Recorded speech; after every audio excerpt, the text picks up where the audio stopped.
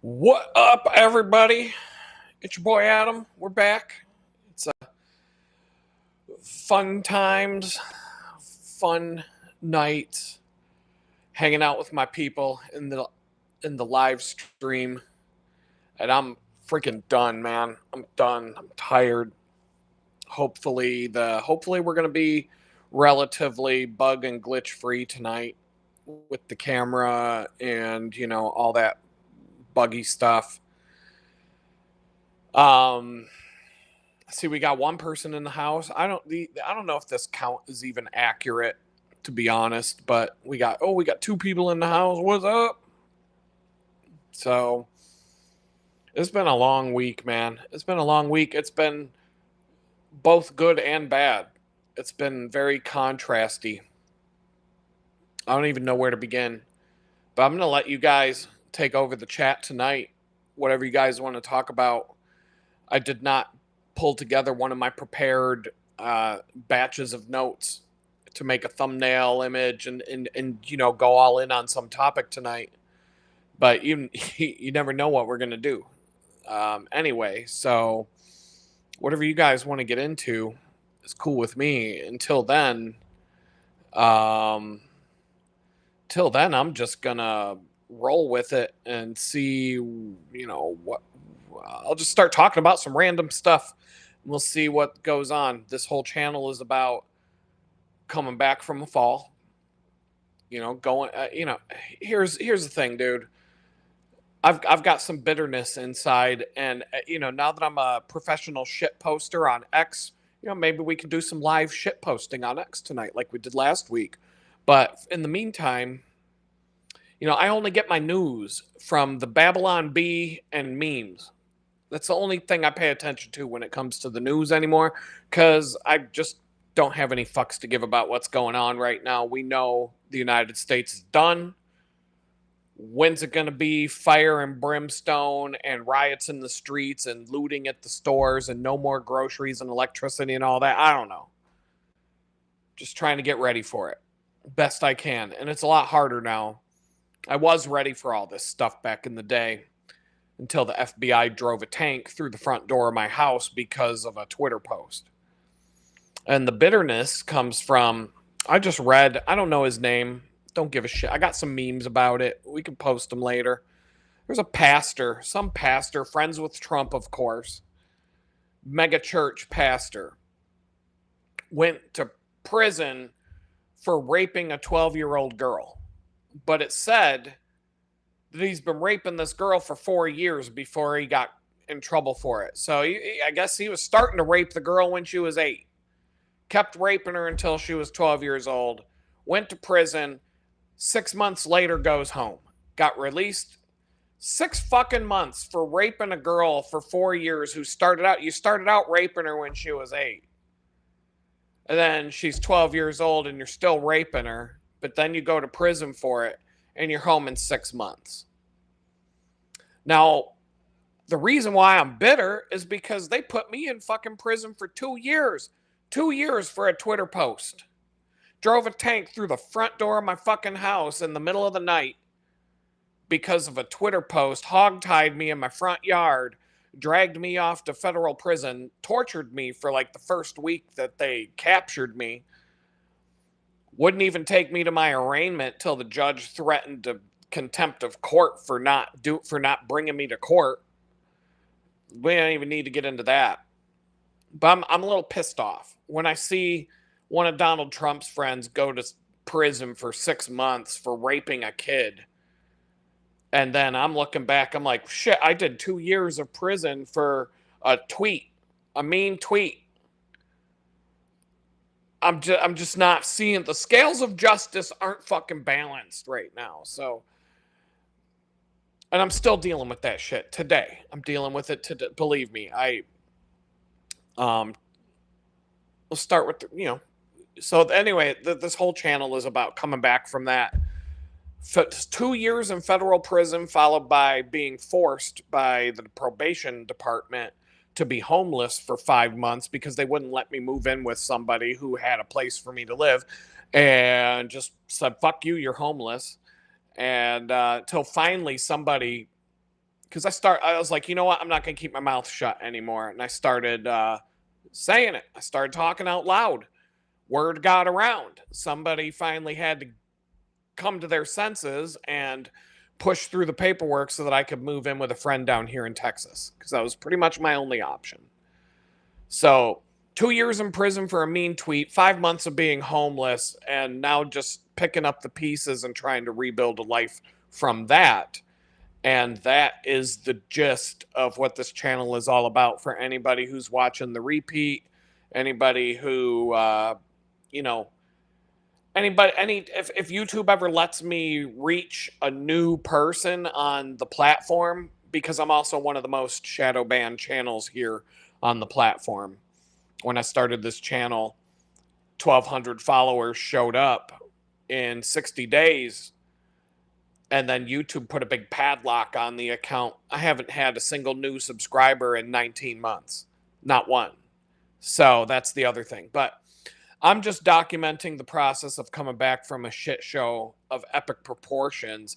And if I can do it, if my dumbass can figure out how to do it, then any of you can pick up the pieces of a broken life if and when it happens to you. And that's where I'm going to leave it.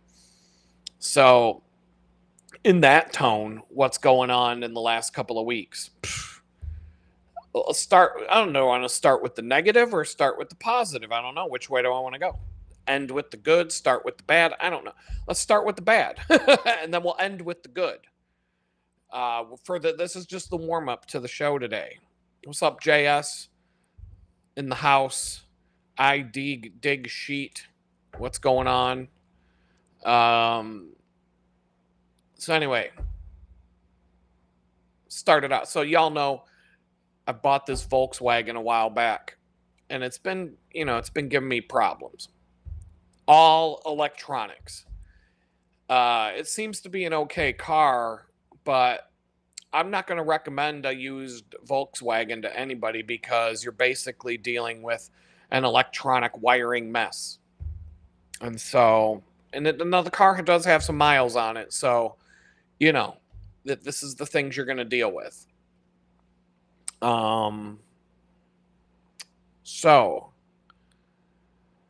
For a couple of weeks, right before the end of the month, I needed to go get an inspection. They have this emissions inspection here in Texas. I only had a 6-month registration, and that was because the previous owner's emissions check expired in 6 months. So my registration was only good for 6 months. You have to go to a garage, and they plug in an ODB scan, the old dirty bastard OBD scanner. I always get the ODB and the OBD confused. So they plug in the ODB scanner, cacao, and basically just make sure there's no check engine light, and that you didn't clear your check engine light with your own scanner before you took it in. I mean, it's like a 5-minute thing, costs like $25, but you can't get your auto registration renewed without it. It's all computerized. And so once they pass you, it's in their system. You go to the website, renew your registration. Well, the day before I was going to go renew my registration, I'm saying to myself as I'm driving down the highway on my way home, I'm like, I need to take it in to get that inspection done tomorrow. Boop! Check engine light comes on. As soon as the fucking words come out, I'm kidding you not. Simultaneously, when those words came out of my mouth, I was talking to myself. I was talking out loud. Boop! Check engine light comes on. Boom! Failed. Okay, yeah, oddball, what's up? Thanks for letting me know. Let me try this. Let me know of anybody else if you're having issues with buffering and YouTube being a piece of garbage and, all this stuff. I mean, it is what it is. We're live. Let me know. Anybody else having issues, let me know, and I'll see what I can do. I'll leave this camera turned on for a minute and see if that helps. I did what I could before the stream today to try and iron these things out the best I can. But, our whole world in terms of software and computers and it's just a pile of dog shit built on top of crap, built on top of garbage. And so it's everything you use is just garbage these days. And so, I do we can do the best we can. I'm not gonna let it ruin my life because that's not worth it. Um, so hopefully, and it could, like, you never know. Could it be my computer? One of the 10 different apps that I'm running simultaneously right now. Am I running too many apps simultaneously right now? Or is it just a bug in some piece of garbage app out of the 10 buggy piece of garbage apps that I'm running to run this stream? Or is it YouTube's buggy garbage software on their end? Or is it my internet service provider, that because they suck too? Or it could be your internet service provider, which sucks. It could be your garbage computer and your garbage software and your garbage web browser. There's so many different factors at play, and I like this really describes the week I'm having. But we really don't know. It's hard to pinpoint where the problem is when these things pop up. And so I'll just, but it isn't just, it isn't just you, it isn't just me. I had to deal with bot attacks on a client's website this week, and it derailed me a little bit, but I put safeguards, locks, redirected the DNS through Cloudflare, and some other things. Now that website's booyah fast. That site got a speed increase, but in the meantime, the site kept going down. And my ISP, my web hosting provider, was telling, but basically they're kind of gaslighting me, saying it was my fault, and I didn't have the pushback to say no, it's not. But I really didn't believe it was me. But there were bot-driven attacks going on this client's website. He puts a book out on Amazon. He's getting his name out there more. He's speaking out against the man. He's like me. He's a little more polite and laid back than I am, but he's definitely in the same club as all of us. And I've also been sharing his website and book and stuff here on the live stream. So one of my trolls could have been like, "Oh yeah, I'm gonna initiate a bot attack," because I got nothing else to do from my mother's basement.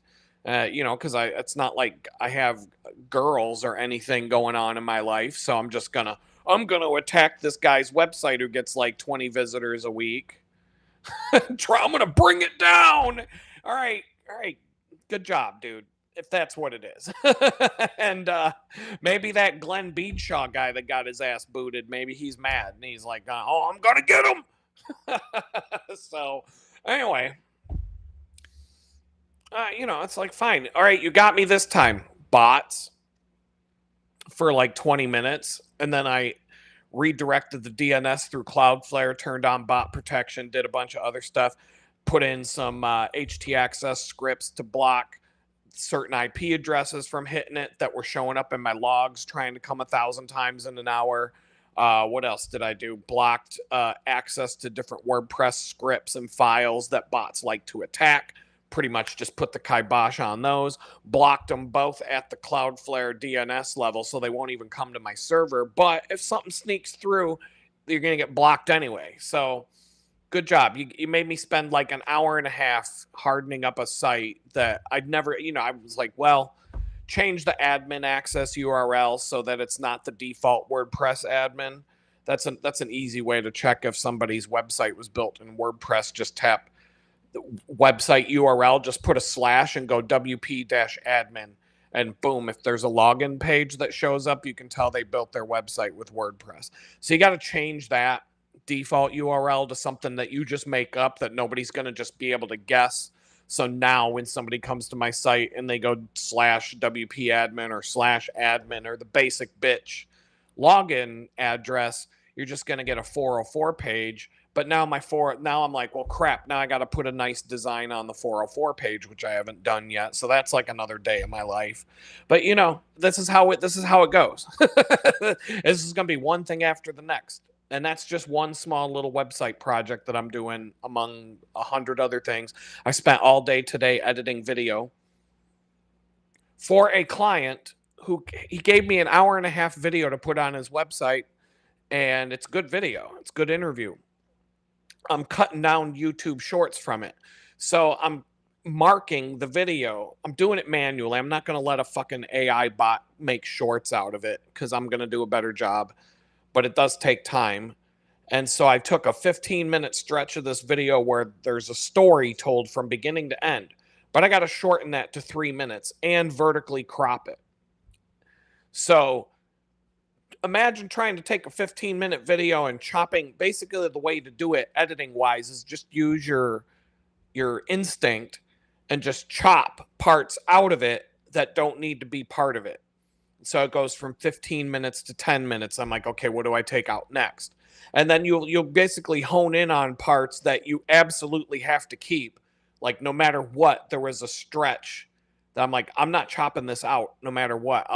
And you just keep. Now I have 5 more seconds to cut out of this once 15-minute long video to get it down to 3. I still have to remove 5 seconds. So now I've got to go through one more pass and be like, anytime somebody's going, and it's just going to be a lot of chop cuts.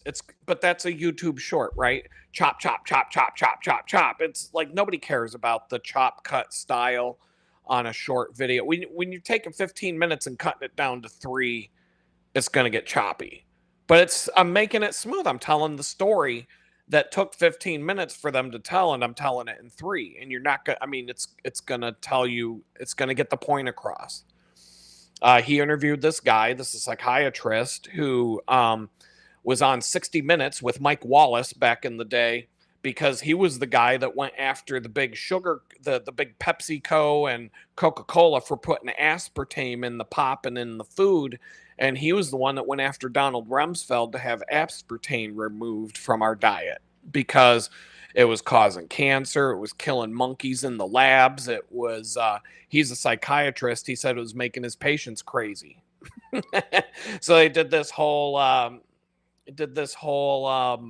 video about the doc, and talking about his interview on 60 Minutes back in the day, how he brought down the aspartame cult, that he basically they tried to railroad him out of his fucking career for talking out about aspartame. And he did a double-blind study, he did scientific research on it. Basically, yeah, bad shit. Both my parents drank Diet Coke like it was going out of style. I'm telling you, my parents drank Diet Coke. I don't think they ever drank water. It was just Diet Coke whenever you're thirsty. Both of them died from pancreatic cancer. Put 2 and 2 together. And when they got cancer, they didn't go down to Tractor Supply Company and get their fucking medicine. So, they decided to go on what the doctors told them to do, which, yeah, you see how that works out for people. So, anyway, both my parents died from Diet Coke. I've got no fucking doubt about my mind about that, because they both drank it like it was going out of style, and they both died the exact same way. And, I'm like, do you think I'm going to spend the last days of my life laying in my dad spent the last 3 months of his life laying in a fucking hospice bed watching I Love the 80s reruns on VH1. And my mom spent her last month sitting in a fucking recliner with a crayon and a coloring book watching Reba on TNN. I'm watching Reba and coloring in my coloring book. I'm like, no, fuck, no. I mean, at this point, I'd rather die getting run over by a white trash douchebag in a Dodge Ram pickup truck that's all lifted up, blowing black smoke, because he's mad at me for being on the road on my bicycle when he's trying to get home to beat the shit out of his wife. Like, if I'm in his way and he runs, if that's lights out, because you think about it, like if you're going to die, what's worse? Having 6 months left to live and dying, or lights out, get hit by, I heard the Dodge Ram coming, he blew his horn, I went like that and flicked him off, and I'm dead. Like, I didn't even, like, you know what I mean? Like, didn't even have time to, like, actually see the truck that hit me. Because, I was busy riding my bike, and I heard the horn, middle finger went up, lights out. I think if you die like that, it's better for you, but worse for everybody else, because in the blink of an eye, anybody who ever gave a shit about you lost you like that, and never even like it's just gonna hit them like a brick in the face.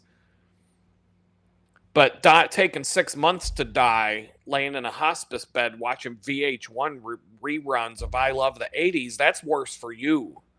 But everybody else gets to come and say goodbye and brace for it and prepare for it and all that, make sure they didn't get kicked out of the will and all the things they care about, and get your shit together, figure out what's gonna figure out how you want to be buried. I want to be buried, I want to be one of them bodies that you just put in a fucking bag and bury it under a tree, and then they plant a tree on top, and then you feed the tree, and then that tree, that's I've been looking into this. I'm like, I don't want to get cremated, because what if you can feel that? Like, you don't know what happens when you die and they put you in a fucking oven.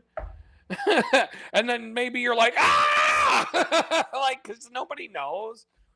I don't know. I'm like, just bury me in the ground peacefully. Like, like Dave Matthews said, so I can feel the rain. Make my grave shallow. Can you make it shallow so that I can feel the rain? Speaking of Dave Matthews, it just came. There's a reason why it's on my mind. So I could not have planned this out.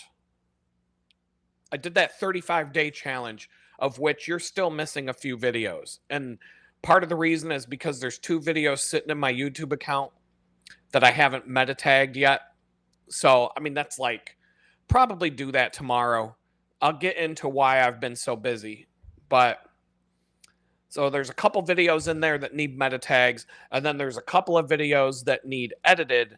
And then I've got to shoot one more video, which is like a wrap up of the whole thing, and like beginning to end, like, here's what I did, here's what I didn't do, here's what I accomplished, here's what went wrong, here's what I learned. And I'm going to do like a summary video. But the coolest thing about that challenge is, I'm going to give it to you now in the live stream, so you don't have to wait till the video comes out. But okay, so I didn't come up with this idea. I was watching a video of some YouTuber that I listen to sometimes. And she said something about, to her audience, not just me, saying like, you should just take 30 days to grind it out and do as much as you can, accomplish as much as you can. And at the end of that 30 days, look back and see what you did. You might get something unstuck. And I was like, that sounds like a good idea. And so I turned it into the 35-day challenge.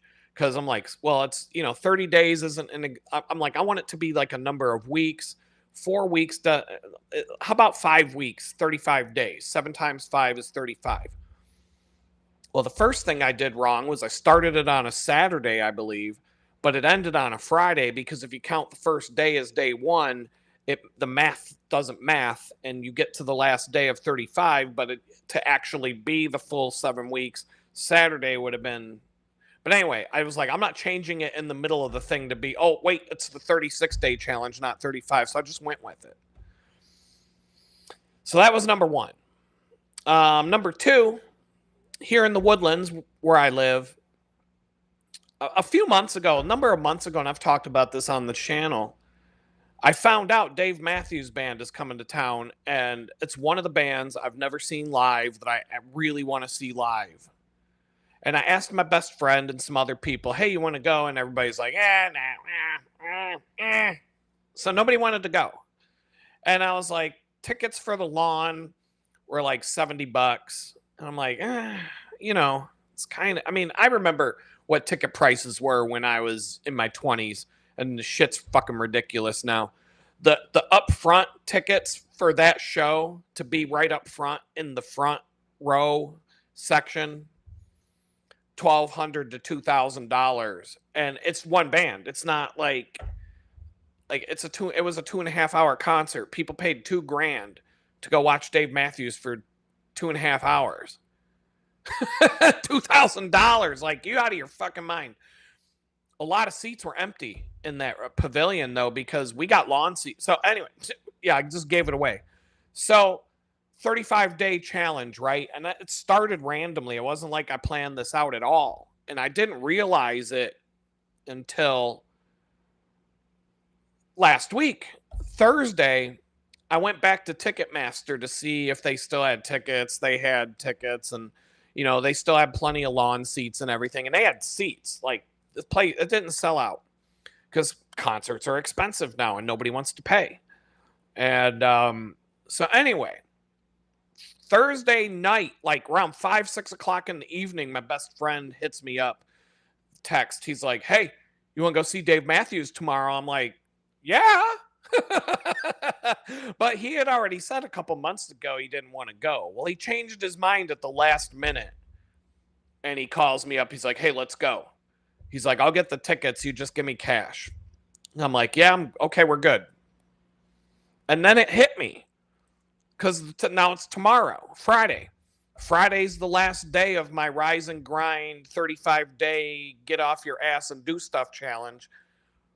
And so there's a finale. That's the grand finale. I'm like, wow, how did that work out? And I really wasn't going to go to the show. I almost thought about going by myself a couple of months ago. But I'm like, I don't want to spend the money. I don't want to go by myself. And just, I talked to myself. I just wasn't going to go.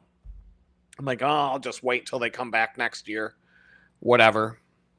And, but then my best friend hits me up. He wants to go. He's like, "I'll buy you some beer." Fuck, dude. He bought 2 beers at that fucking show. 2 fucking beers was $50. $25 for a fucking beer. I'm like, "Yeah, thanks." Thanks. So he was in like celebration mode. He just paid off a vehicle loan. He was like, he wanted to go out and celebrate, hang out, wanted to, have a boys' night out, whatever. And he's like, "Don't worry, man, I'll take care of you, brother." And so I was like, "All right, I'll give you money for the ticket, but I'm broke. I don't have to drink." He's like, "You'll have a couple beers. Don't worry about it." I'm like, "Okay, fine." And because nobody wants to drink alone. So anyway, we go to this concert, but it was on the last day of my challenge, and that was like, it felt perfect. It wasn't the best concert I've ever been to by far. It was kind of like their bare minimum show. "Hey, good night. We're out. Peace out, bitches. Thanks for all you people up front. Thanks for giving us $2,000 for us to play for 2.5 hours. Peace." And plus, the other thing that kind of rubbed me wrong was, so the violin player for Dave Matthews Band had a little bit of let's call it a Pee Wee Herman or a Louis C.K. moment, I guess. And he got kicked out of the band. I don't know what it is with these Hollywood people. They just got to you know what? I'm out in public. I think a good thing to do right now I'm just going to whip my dick out and beat off in front of everybody. Like, if you're a fucking, I just don't get it. You're a celebrity. You're worth millions of dollars. Millions of dollars. You're dripping in pussy. You get pussy you don't even have to pay for it. Like, there's a line of pussy outside the tour bus after every fucking show, waiting to bang you at every fucking stop of the tour. But I'm just gonna whip my dick out in public and beat one out like Pee Wee Herman at the porno theater. Right? What the fuck, dude? The #1 kids show in America, Pee Wee's Play With Yourself Playhouse.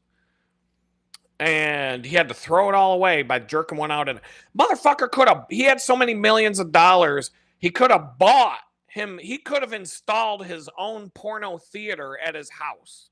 Because these rich assholes, they have movie theaters in their, not a room with a big TV, but an actual movie theater in their house. Pee Wee Herman could have built himself a porno theater in his own house.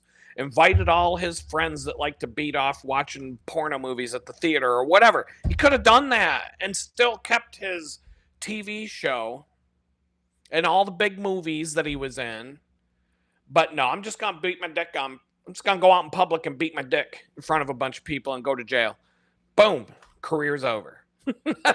Louis C.K., same thing. At least he was in his own hotel room or whatever. He looks Louis C.K. Once again, multi-millionaire comedian, highly successful, big successful show on FX, movie deals left and right. He was a big deal.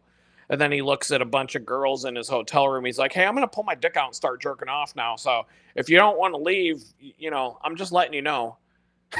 And then word got out. You're not gonna believe what Louis C.K. did last weekend, and boom, career's gone. Everything's gone. And so the violin player for Dave Matthews, I don't know the details. I was like, where'd the violin player go? Oh, pulled his dick out in public and jerked off in front of a bunch of people. Once again, no more. He fiddled with himself. He was playing the fiddle out in public instead of on the stage. Fiddling with the diddling. And now he doesn't have to play in Dave Matthews Band anymore. Now he's got a lot of time to just play with his fiddle all day long. And so I'm like, but every fucking Dave Matthews Band he's an original band member. Every Dave Matthews Band song has a fucking violin in it. And I'm at the concert and I'm like, there's nobody playing the violin.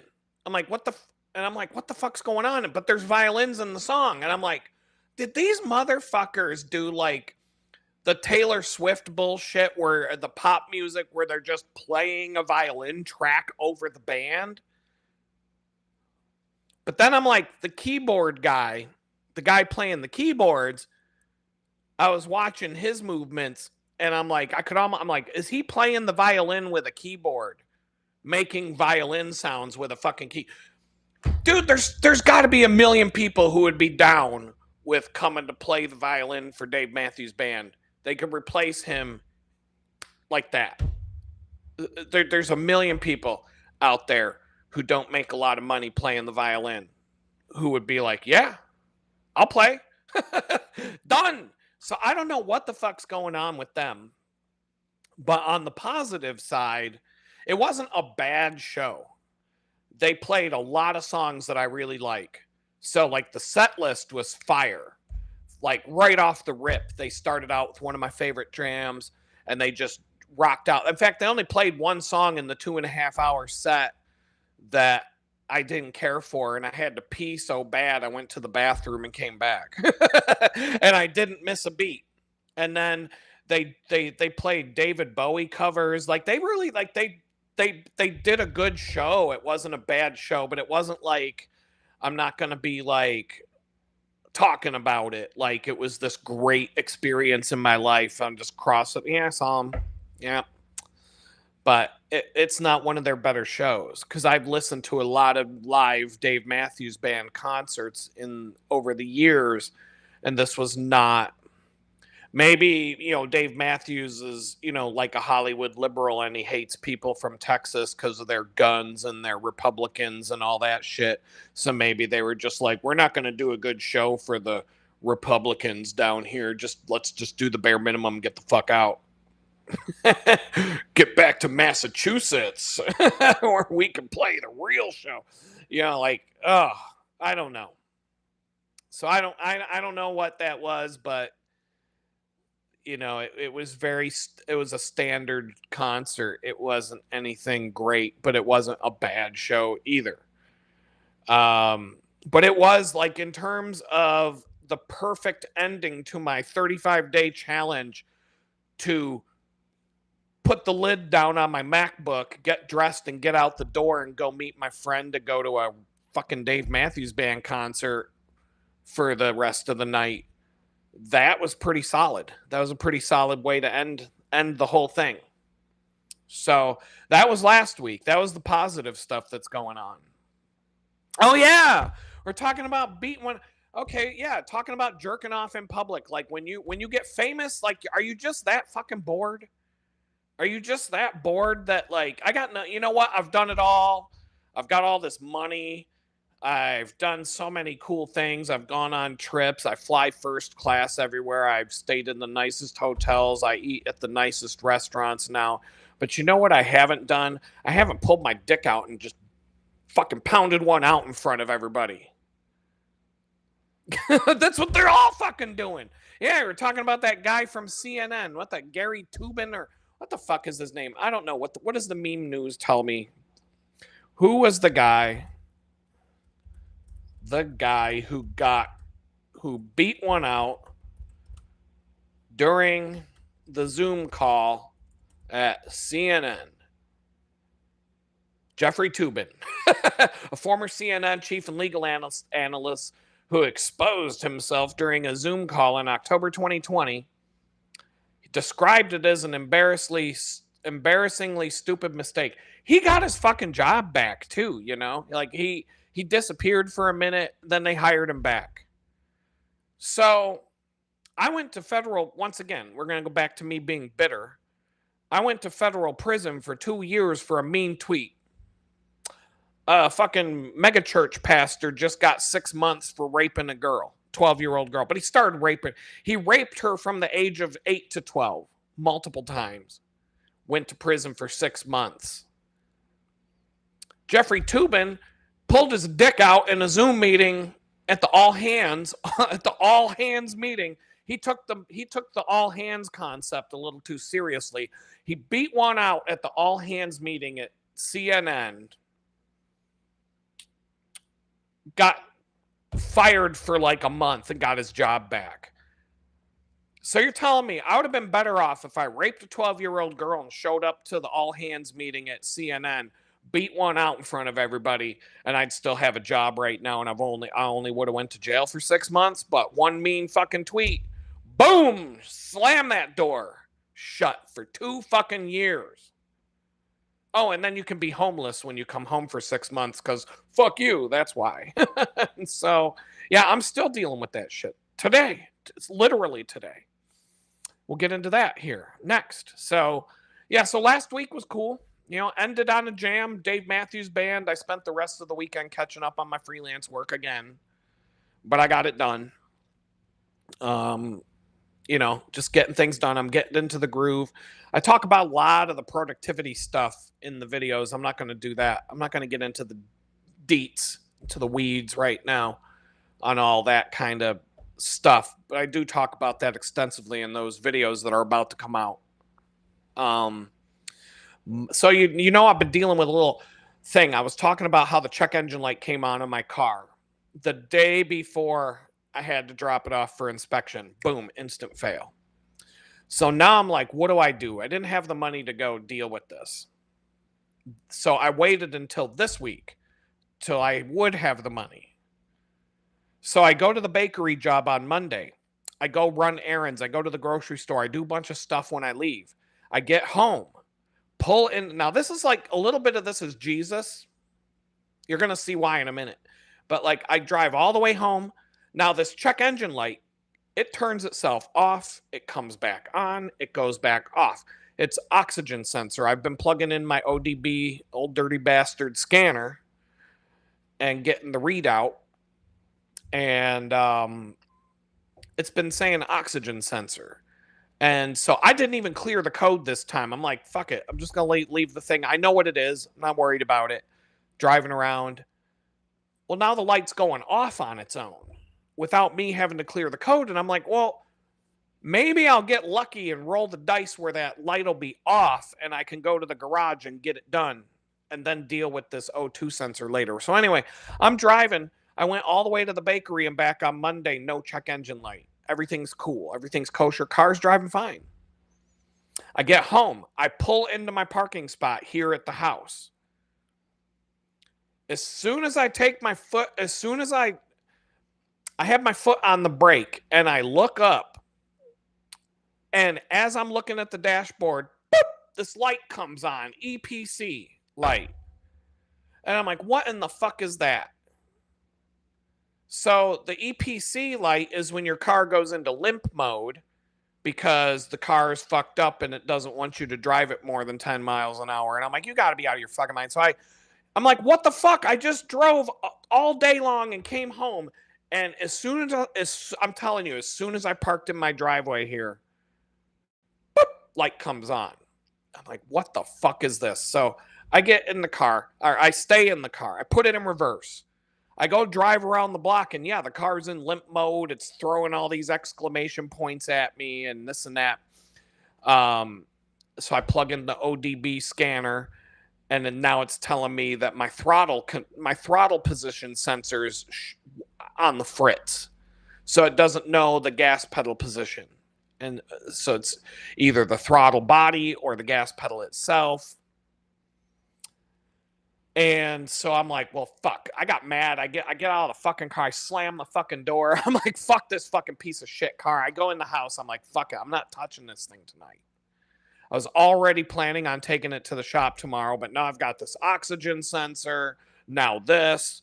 What the fuck, dude? This car. That's the second time in 6 months that this car has broken down to where it's undrivable. 2 times in 6 months left the car. Now, granted, I was lucky, or Jesus was watching out for me, because it waited until I got home and parked in my parking spot for it to happen. And there's more to this story. So let me think here. Okay, so yeah, I'm good there. So I take it to the same shop that I took it to last time because it's walking distance. It's like a 2-mile walk, whatever. So I go yesterday. Yesterday, I go to get in the car, start the car, everything's fine. No error messages, no codes, no lights, no check engine, nothing. Car's back to normal. I'm like, what the fuck? So I get in the car, I drive, I leave my driveway. I turn onto my road, and I'm like, just to make sure, I gave it some gas and I let it rip, and the car takes off. No more limp mode. Awesome. I mean, I'm still expecting something's broke. So I drive all the way to the auto garage, and I kid you not, once again, the second I pull into the auto garage parking lot, as soon as I cross the border from the road to the auto garage parking lot, boop, the light comes back on. And it goes back into limp mode. And I'm like, this has got to be Jesus. This has got to be like the Lord making sure that I can at least get the car where it needs to get, and I'm not going to have to call a tow truck or anything or deal. Like, I didn't have to deal with limp mode until I got, like, literally got to the garage parking lot and was getting ready to park the car.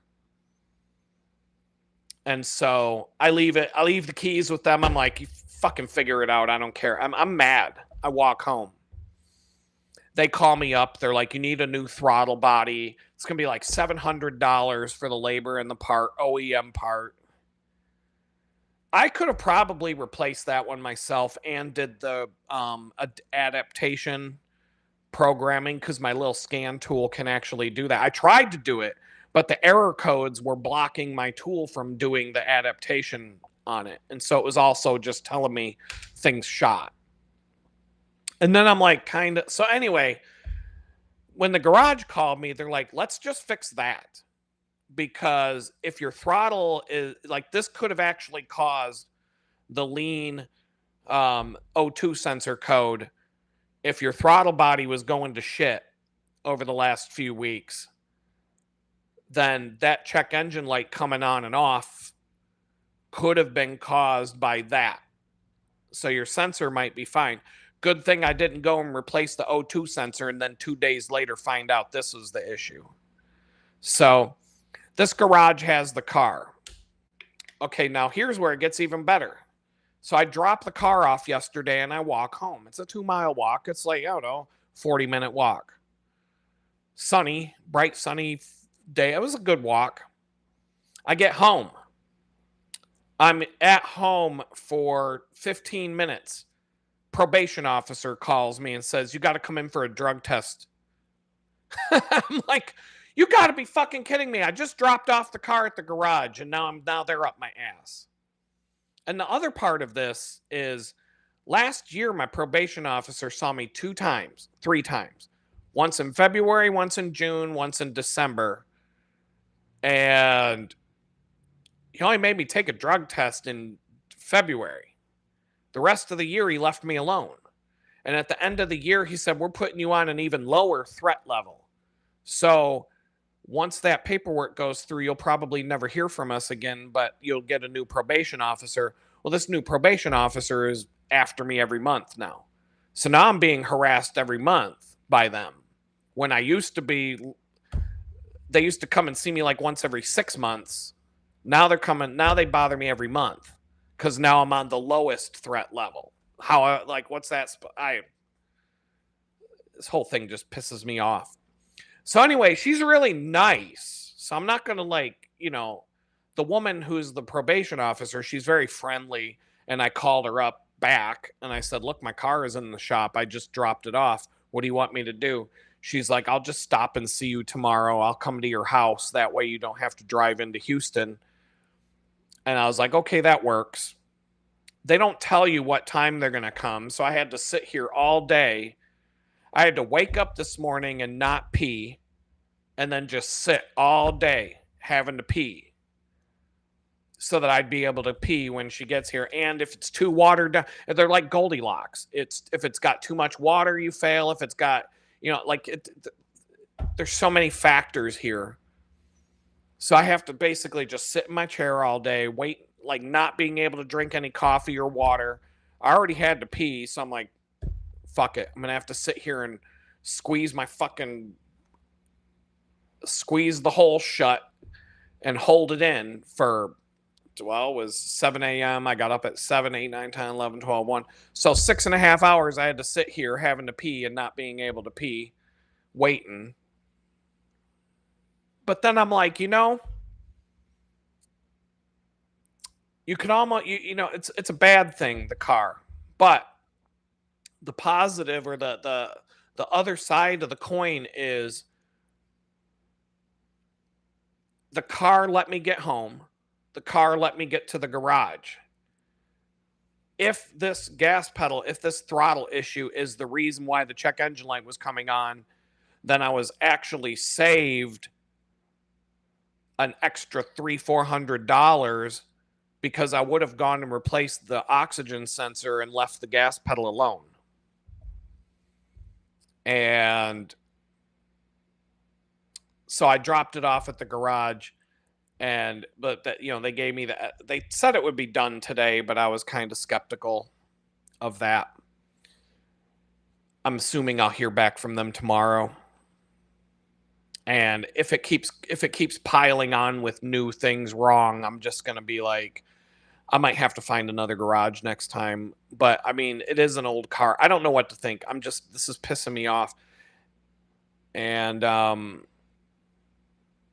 but on the flip side, at least another bright side of the story is I didn't have to go down to Houston and have a bunch of fucking dudes screaming at me and staring at me like, come on, pee.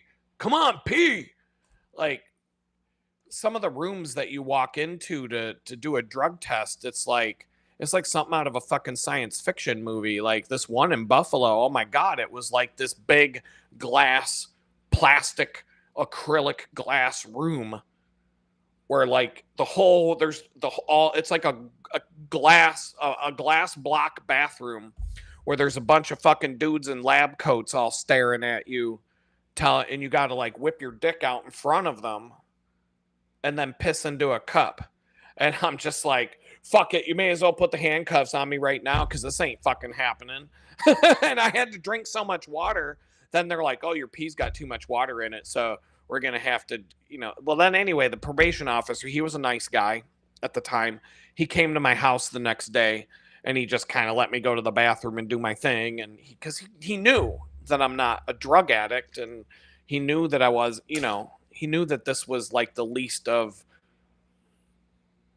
a lot of these people. They look at my case and they see what I did and they see what I got punished and they see all the facts and they're like, what the fuck? The prison guards, a lot of people in this system, once they meet me and they see my side of the story and they see why they look at the whole thing and they're just like, they put this fucking guy in prison for a Twitter post. Like, that's the attitude I get from a lot of people. And they don't some of them say it outright, go, wow, that's fucked up. That's crazy. Child rapists go to jail for 6 months, like that megachurch pastor I was just talking about. Trump's buddy, 6 months in jail for raping an 8-year-old girl and kept raping her until she was 12, and then he went to jail. 6 months. Or a mean tweet, and they drive a tank through the front door of your fucking house and take you to prison for 2 years. Like, I'm sorry, man. I'm never gonna be able to. I'm never gonna be cool with that. I'm never gonna be like, yeah, that was fair. Fuck this country. I'm United States. I mean, I don't like the fact that all of our lives are going in the toilet because Donald Trump turned out to be a traitor and stabbed us all in the back. But I'm also like, I kind of enjoy watching the whole fucking thing collapse. Like, let it burn. Fuck it. We don't need no water. Let the motherfucker burn. That's the way I look at it. So, fuck the United States. If I could get the hell out, people are like, well, if you don't like it, you can leave. No, I actually can't. Not really allowed to until, and a lot of country, the other countries on earth aren't like the United States where you can just walk in, get free shit, get a room at the Waldorf Astoria and just live off the fucking taxpayers. No, you can't just go to another country and shack up. I would have already done it. I would rather go live in some third world shithole with a dictator and know what I'm getting. Like, I'm not gonna, no. I mean, if I went to, I don't know, give me, if I went to, I don't think North Korea or China would be on my list, but some other shitty country with a piece of shit dictator or whatever. Maybe they speak English. That would be nice. But like, I'd love to get the fuck out of the United States and just watch it burn from some other TV screen in some other country. Yeah, absolutely. I wouldn't have any problem with that. Maybe I'll have enough money. A lot of these countries, if you want to move, like Mexico, I know plenty of people who've lived there. You can't be a United States citizen and just move to Mexico. You can't get a job. You're not allowed to get a job in Mexico if you're from the US, if you're not a citizen. So, in order to live in these, like, one thing you have to do in order to live in one of these other countries is you basically have to have a bank account with $10,000 in it at all times, and they monitor that. So if you have 9,000, you're in trouble. They'll deport you. So you have to have money in the bank account down there, whatever country you go to. And that's if you want to live there. That's so that you can prove that you're financially sound. And you can't get a job in the country where you're going. You have to have, so you're going to need a remote job, or you're going to need a source of income, or you're just going to have to be fucking rich and don't need a job. One of the three. So people I know who have lived in Mexico, they had a remote job or a business in the United States, and that's how they made their income, kept their $10,000 in their required bank account, plus had money to live. And, and the cost of living is definitely cheaper. But they don't just let you in. It's not like the United States where you can just swim across the river or climb over a wall and you're here and ta-da, here's all the free shit and everything else that you got coming to you. It's not like that when you see all these redneck dipshit MAGA assholes that tell me, if you don't like it, why don't you just leave? Because not every country is like this one, you dumb motherfucker. That's why. Or I would be gone already. I would have left years ago if it was that easy. I've looked into it. Like, I definitely wanted to go. I definitely did not want to live here the rest of my life. Belize is easier, I think, and they speak English. What's up, blue sky? So, yeah, I mean, I don't know. Like, there's a lot of countries I'll never be able to go to now because I'm a convicted piece of shit felon. Canada's out. I'll never be able to set foot in Canada again. Won't even let me cross the border. I mean, there's plenty of places where you can just sneak across the border. If I really wanted to go to Canada that bad, I could probably pull it off. But I don't want to. Whatever. I've seen Niagara Falls enough times. But they're very, very strict. You have a DUI from when you were like 18 years old and you're 60 years old now, they won't let you into Canada. Like, they won't let you into Canada for the smallest reasons now. And but yeah, I mean, you can try, but don't book a hotel room. Yeah, that fucking camera's done. All right. Yeah, that fucking piece of shit camera.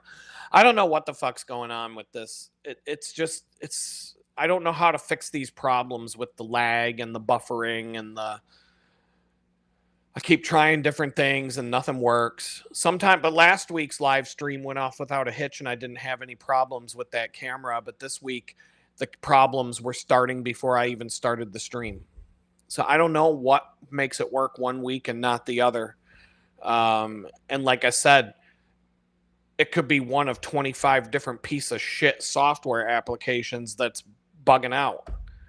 There's no such thing as a software application that's not a piece of dog shit anymore. And it's, software's never been perfect. We all know anybody who's Gen X knows the blue screen of death on a Windows computer. So, or the happy Mac with the smiley face or the Macintosh icon that's like, oh, with the question mark that flashes back and forth, or whatever. Like we've never had a perfect system, but the software is way worse now than it ever has been in the past because the computers got powerful. So the code is just a lot sloppier. And now, Team India and the AI bots that are writing all the code, it's dog shit. It's like lifting up the hood of a car and just seeing nothing but coat hangers and duct tape holding everything together. And just realizing that, this ain't gonna work. So, I don't know what to think. Too many things pissing me off right now. But so anyway, I said when things started going haywire today, and it's a good thing you're here, Blue Sky, because we're gonna jump into your favorite section here in a second. But the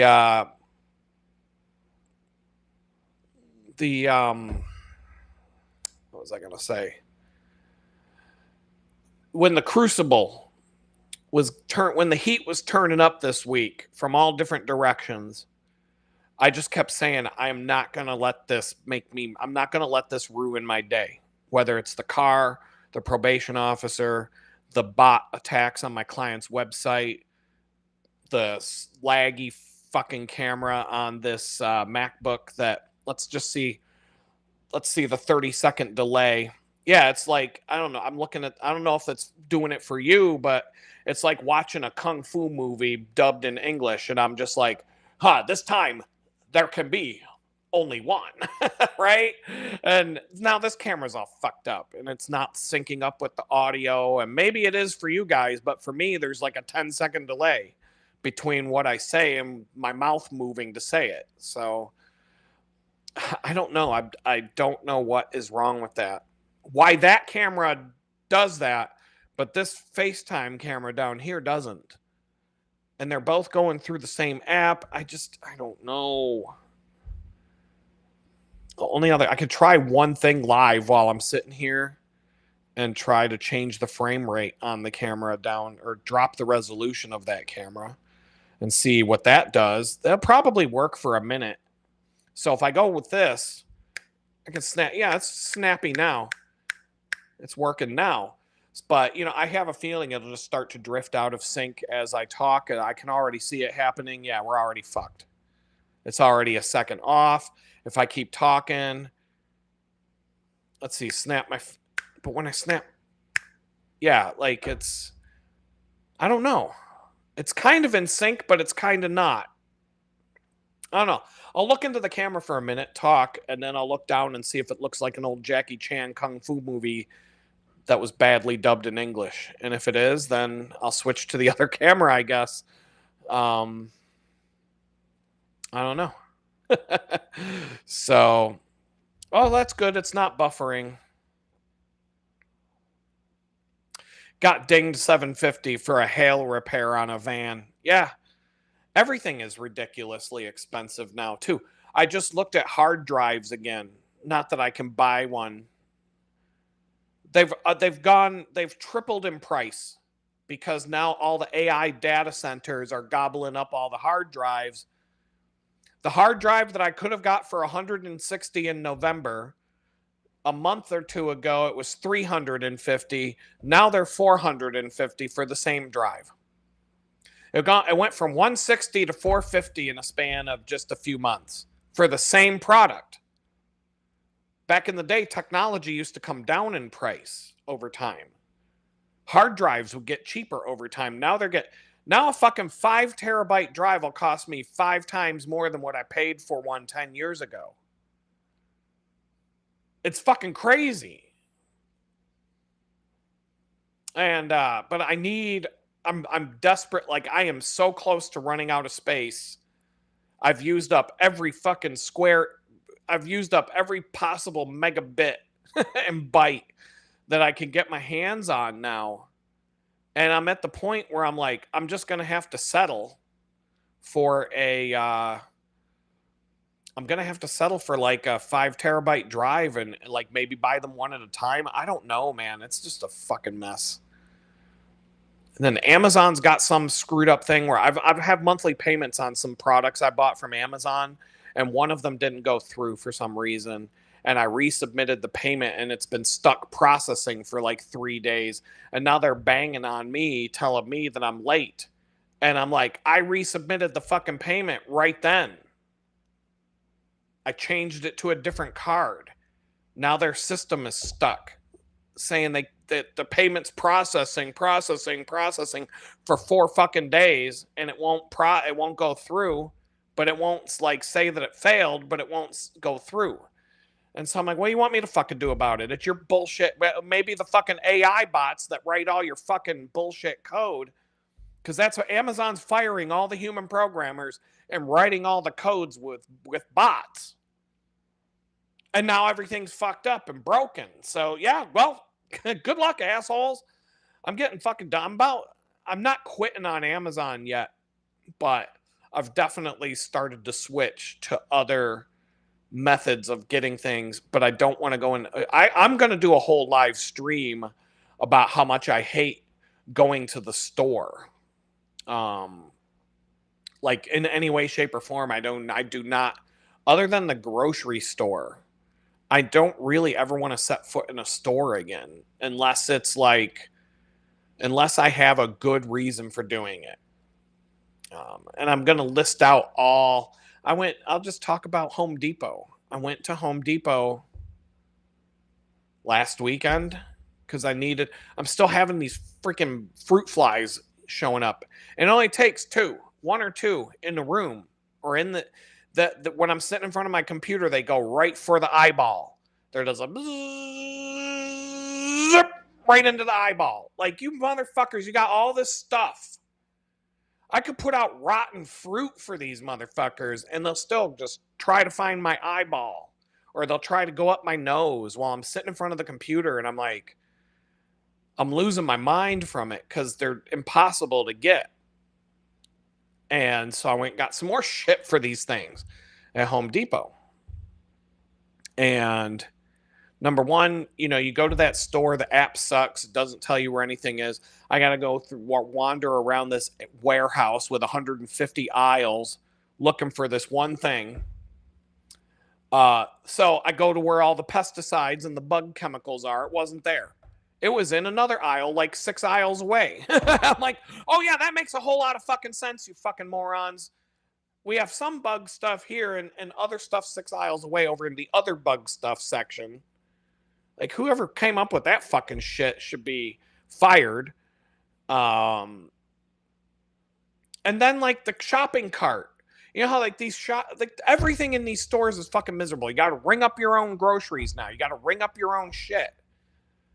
So there was a problem at the cash register. If I'm squeezing the fucking thing, I'm pointing the gun at my stuff and it won't ring my stuff up. And I'm like, hey, somebody want to come over here and do their fucking job maybe?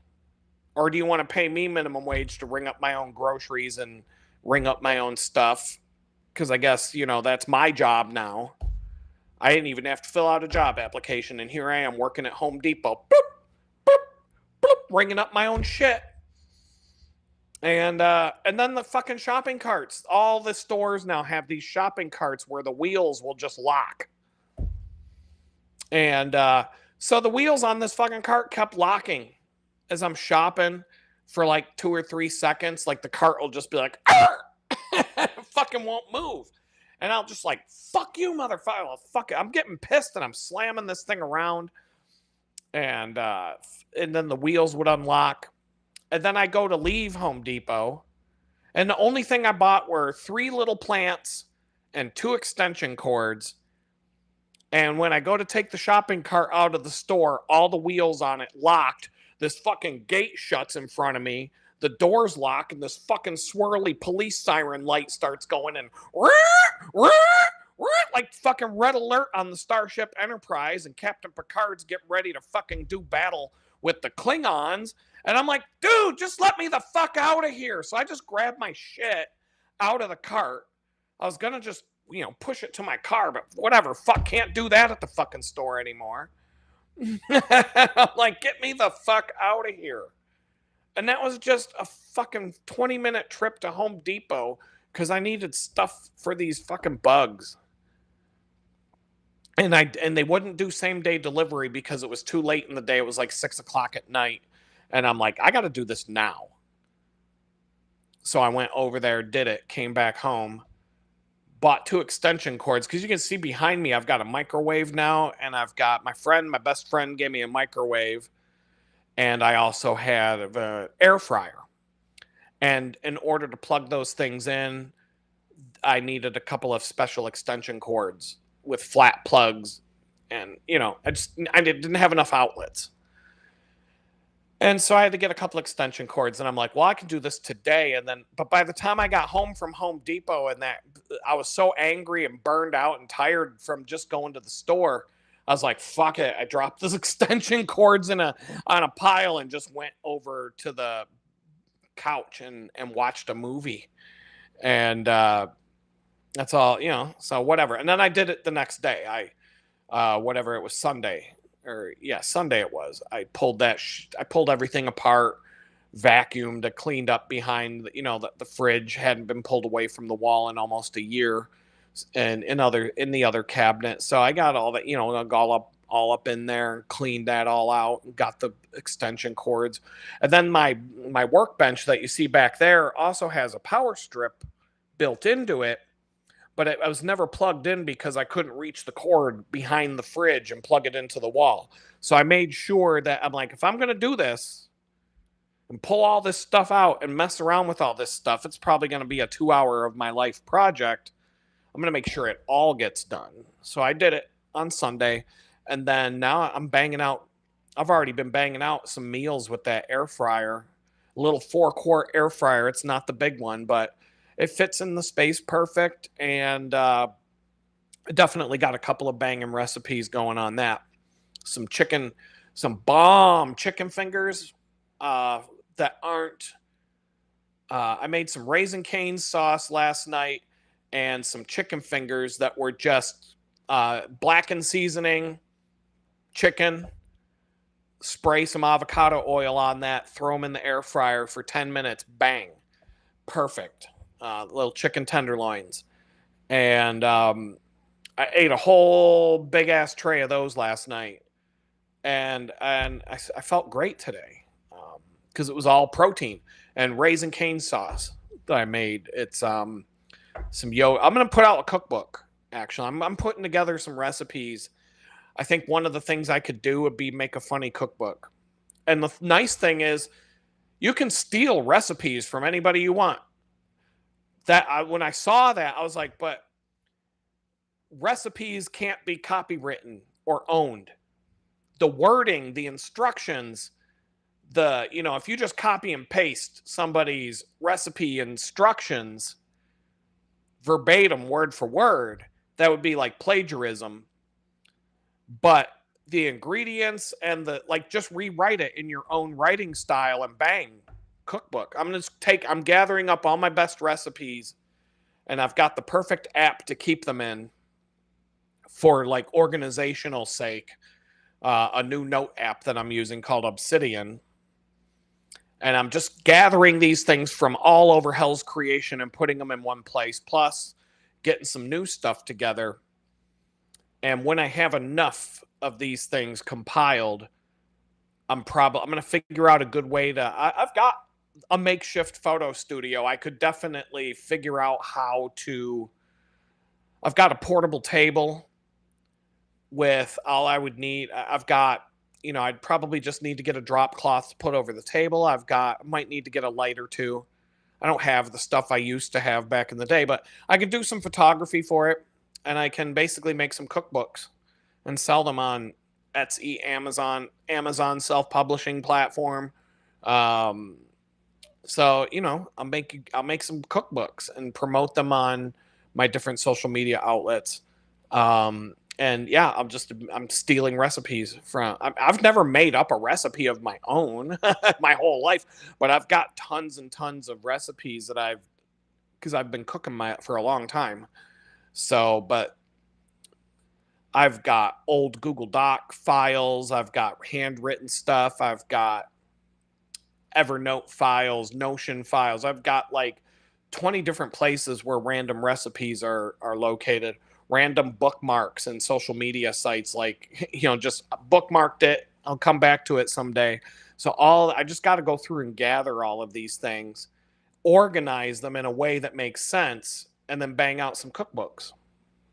And so that'd be something I can do. But this week, a couple of weeks ago, last week we were doing live shit posting on X, and I was showing you my system, and it's a banger. I'm up to almost 800 followers. I was at 600 followers last Friday. So Wednesday, I was at like 500 and something followers.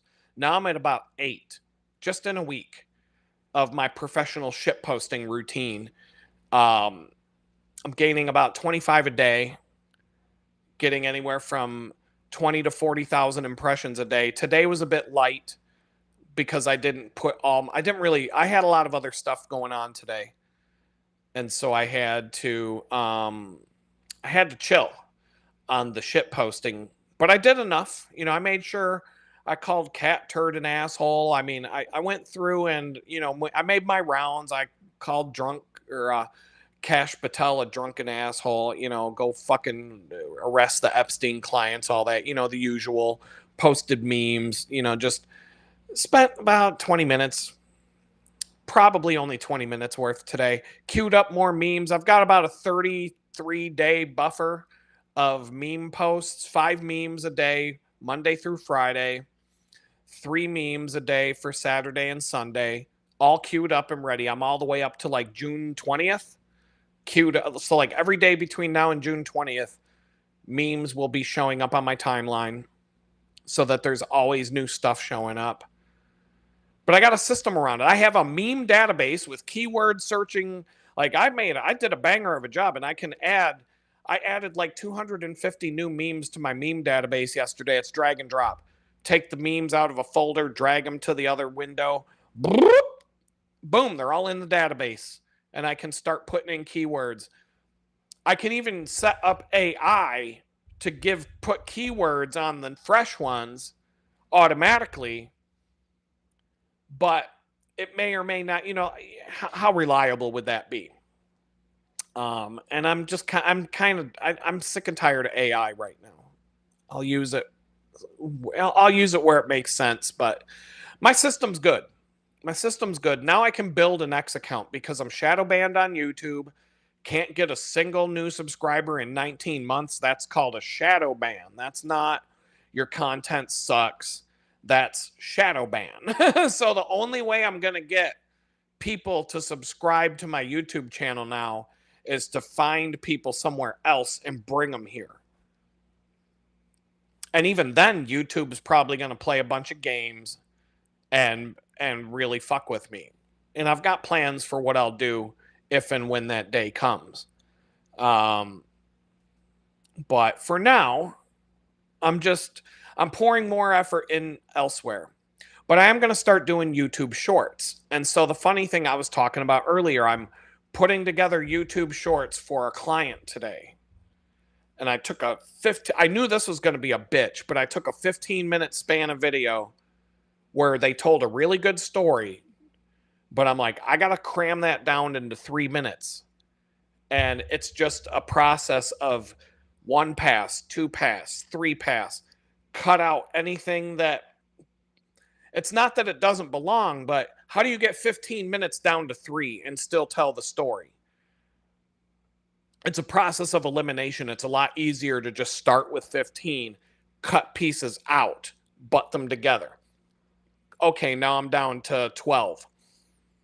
Cut a bunch more out. Now I'm down to 6. Cut a bunch more out. Now I'm down to 5.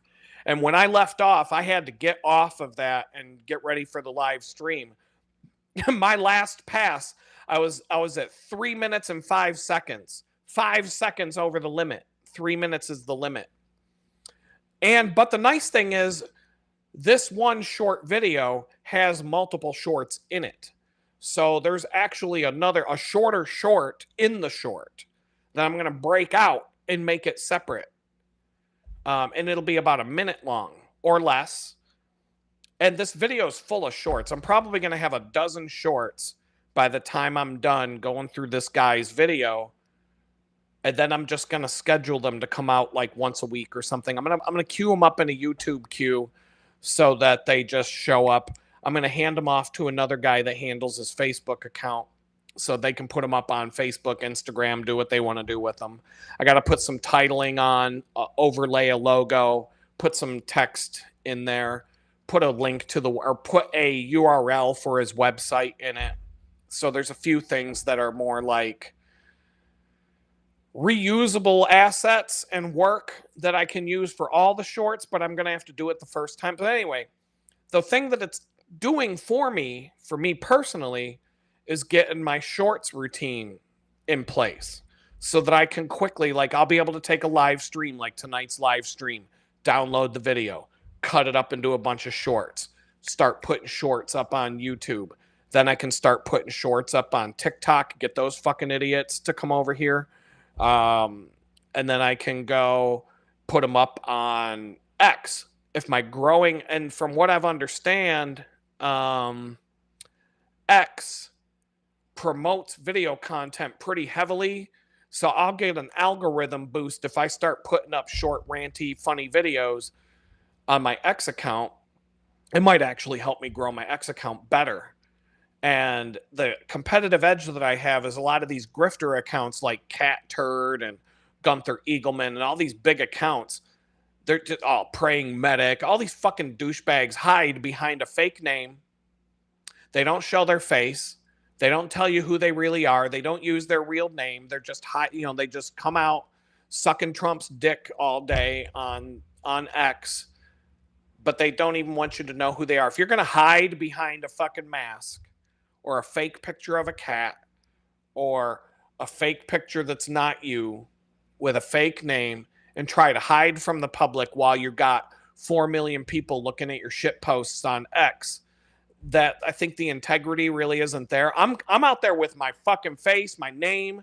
Like, here I am, bitches. Like, I'm not hiding behind a fucking mask or a fake name or any of that. Here I am. I'm sure the fucking SWAT team will be showing up at my house one of these days because somebody gets fucking teed off that I shit posted on their X account or just like somebody sent the bots to attack my client. And, whoever did that, if it is a personal attack, you're not going to beat me at my own game, but knock yourself out. Like, it took me all of about an hour to harden that site down and do 20 different things to keep you out.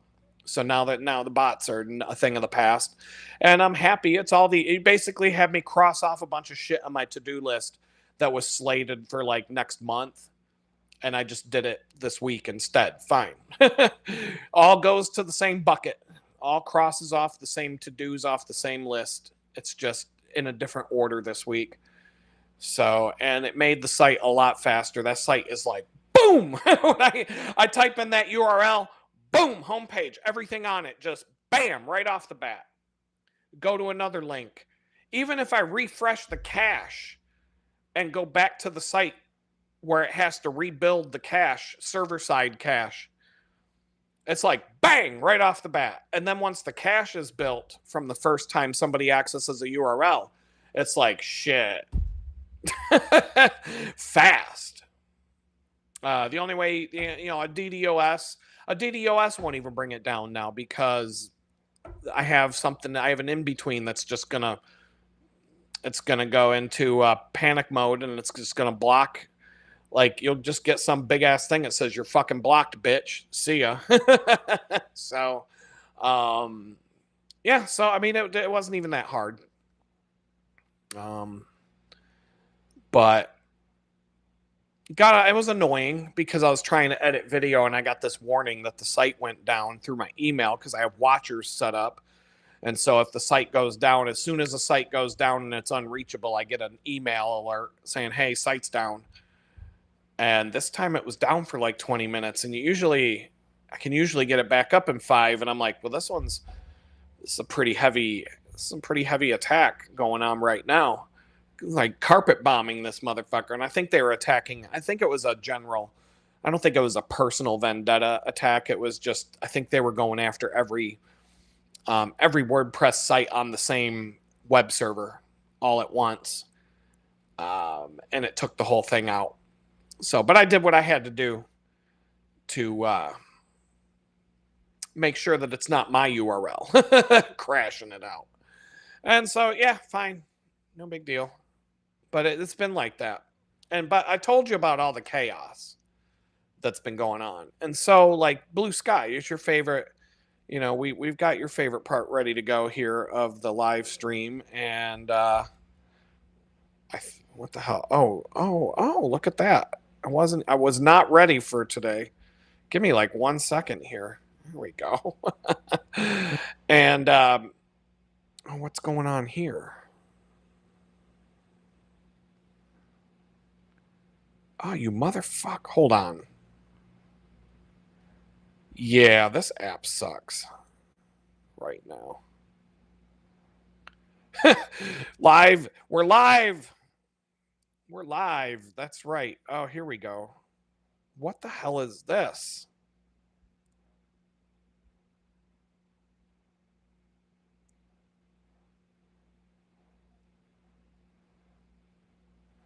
Oh, what the hell? It's broke. Gee, another buggy piece of garbage software. How in the hell? Wow, imagine that. Hold on a second. I'm going through all this trouble just to pull up a fucking slide on the live stream. But I'm just trying to debug another bug it's live. See, this is why I don't like live. Cause oh boy, here we go. Open recent. That's the one I want. Now do that. And what the fuck is this? Oh my god.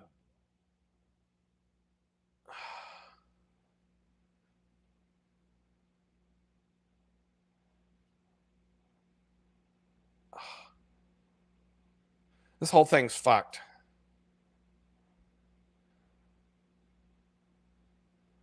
This is pissing me off. I'm a little irritated right now. What if I open up this and hit? That's working the way it's supposed to, right?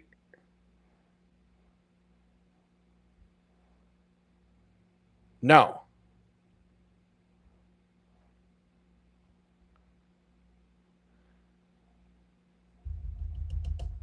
What the fuck happened to this fucking app?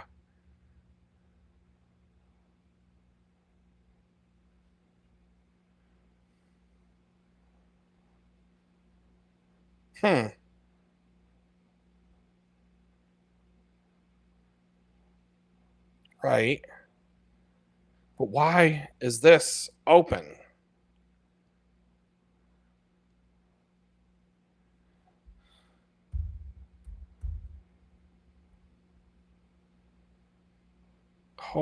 This is so fucked up.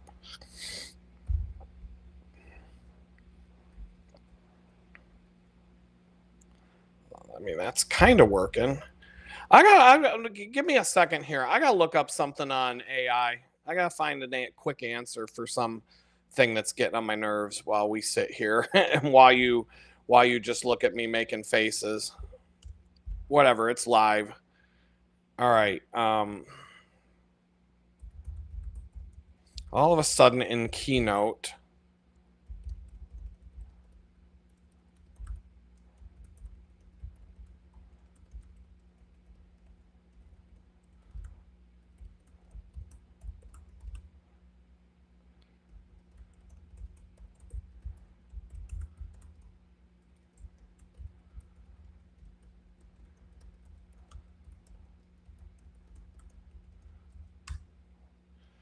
I just want to get a quick answer on this. It might be some setting they got.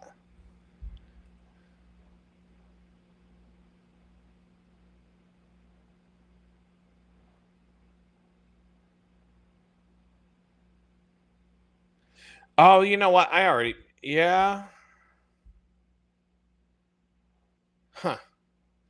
All right. It's a software update. Of course it is. Why take something that works and let it stay working again? I don't know, but here we go. um, here we go. Yep. We got the slides working again. We're good, and so they just changed a bunch of crap around in this app, and this is the first time I've used it since they changed stuff around. So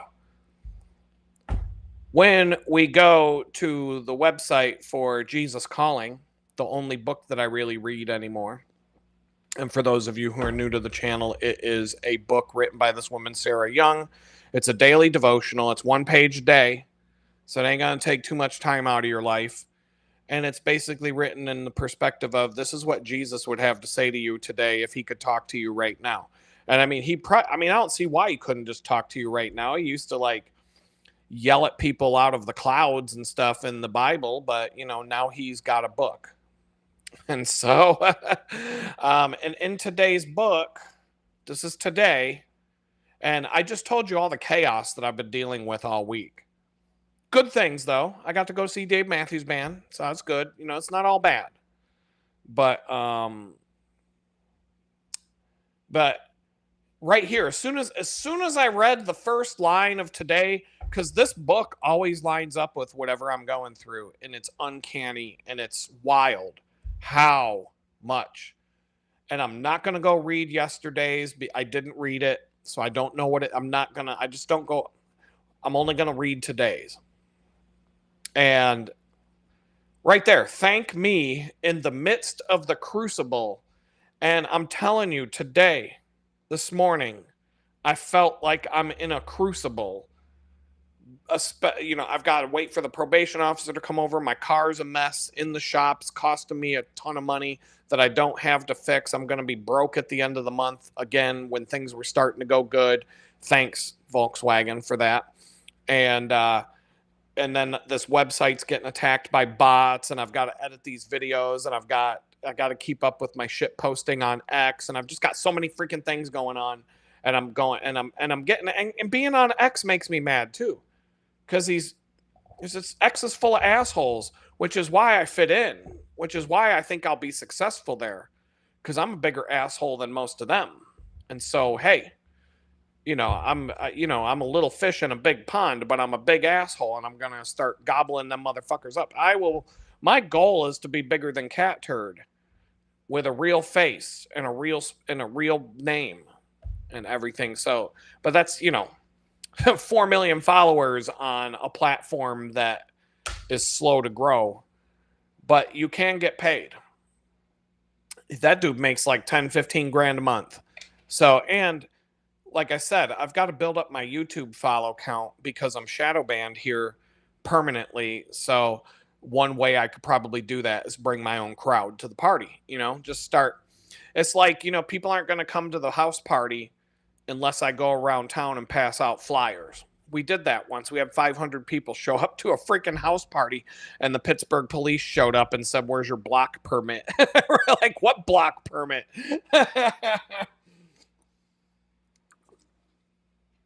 But we had some hot chicks and a couple of dudes go down to the south side passing out flyers.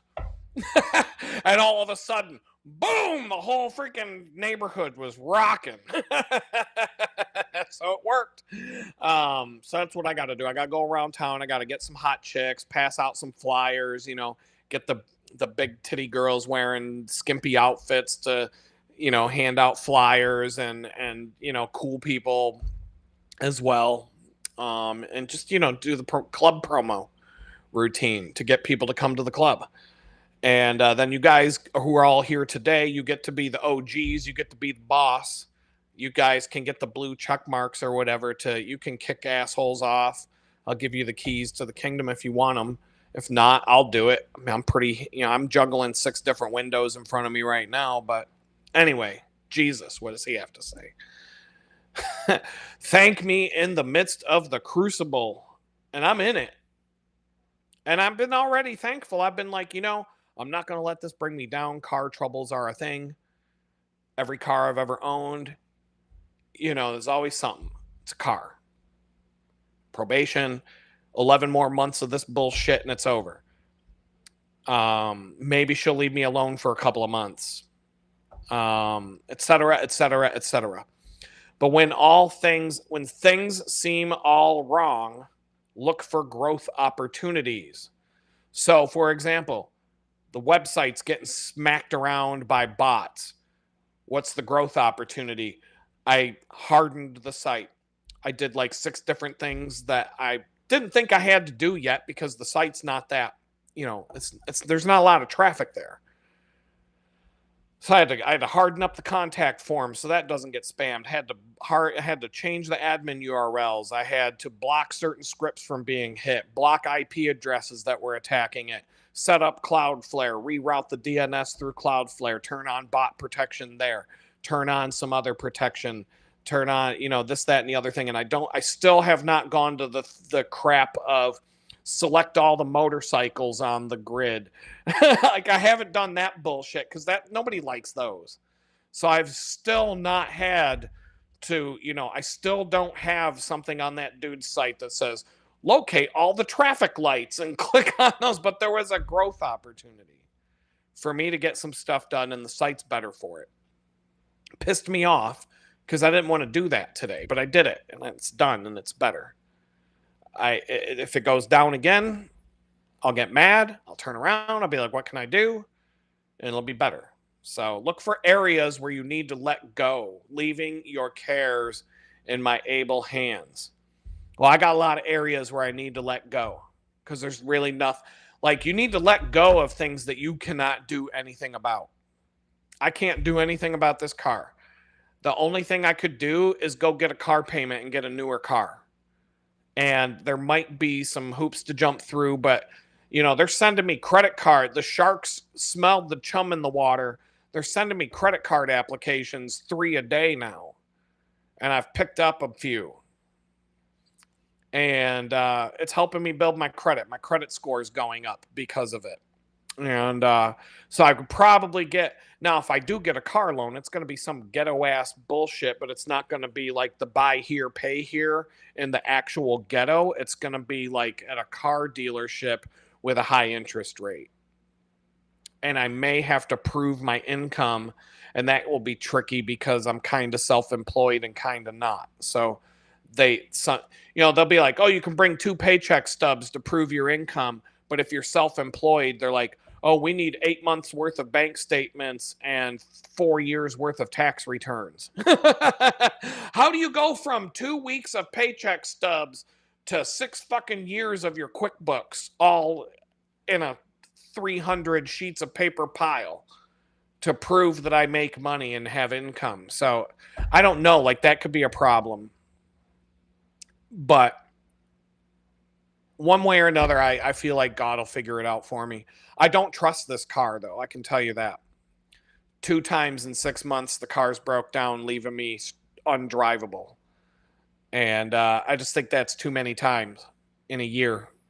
If it happens again, I'm gonna start looking to ditch it. Because I mean, as far as car repairs go, it's middle. It's like the middle. It's not like a $200 job, but it's not over $1,000 either. So it's like, but this is too fucking much. And I know everything costs more now. So I'm like, I'm thinking of things in like 2020 prices when we're in 2026 where everything costs 6 times more. So a steak, I forget that a steak costs $90 now for one fucking steak at the grocery store, when I used to be able to go to Morton's Steakhouse and get a steak cooked at a fancy restaurant for $50. But now I got to pay $90 to take the raw steak home and cook it my fucking self. Like, who's buying the steaks? How does a grocery store have a pile of $90 steaks in the fucking free cooler?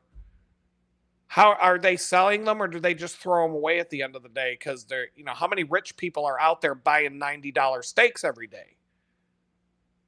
I don't fucking understand, dude. I don't understand at all how the fuck this world's even the way it is.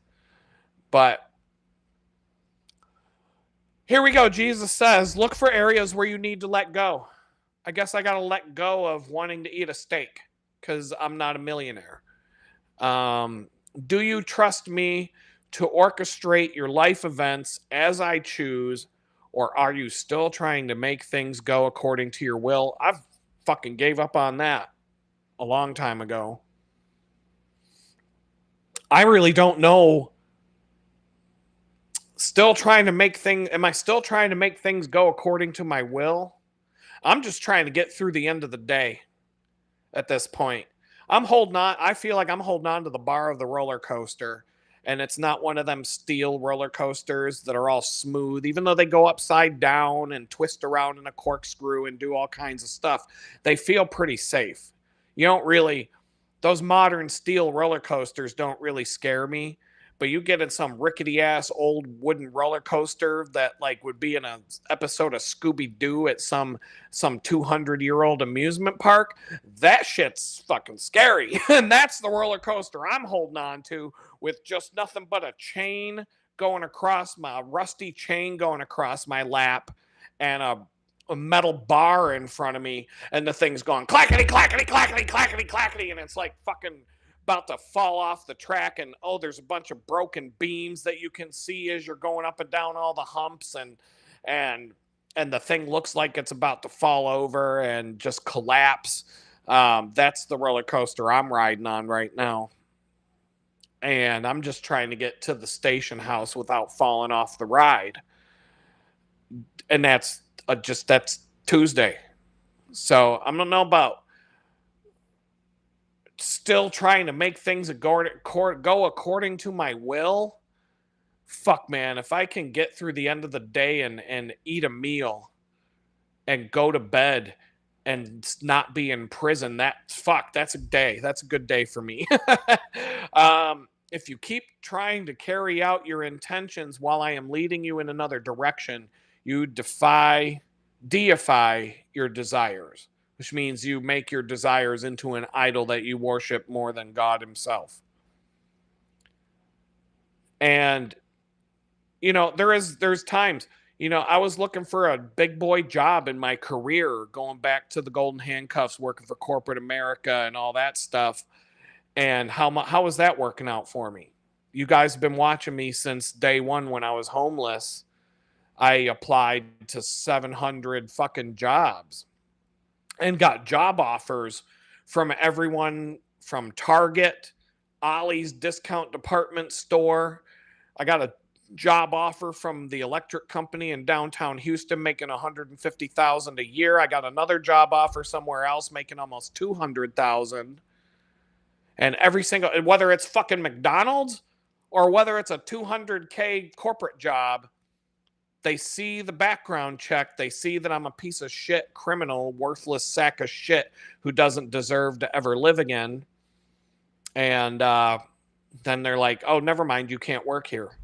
So I keep, like, they say the definition of insanity is keep doing the same thing over and over again, expecting a different result.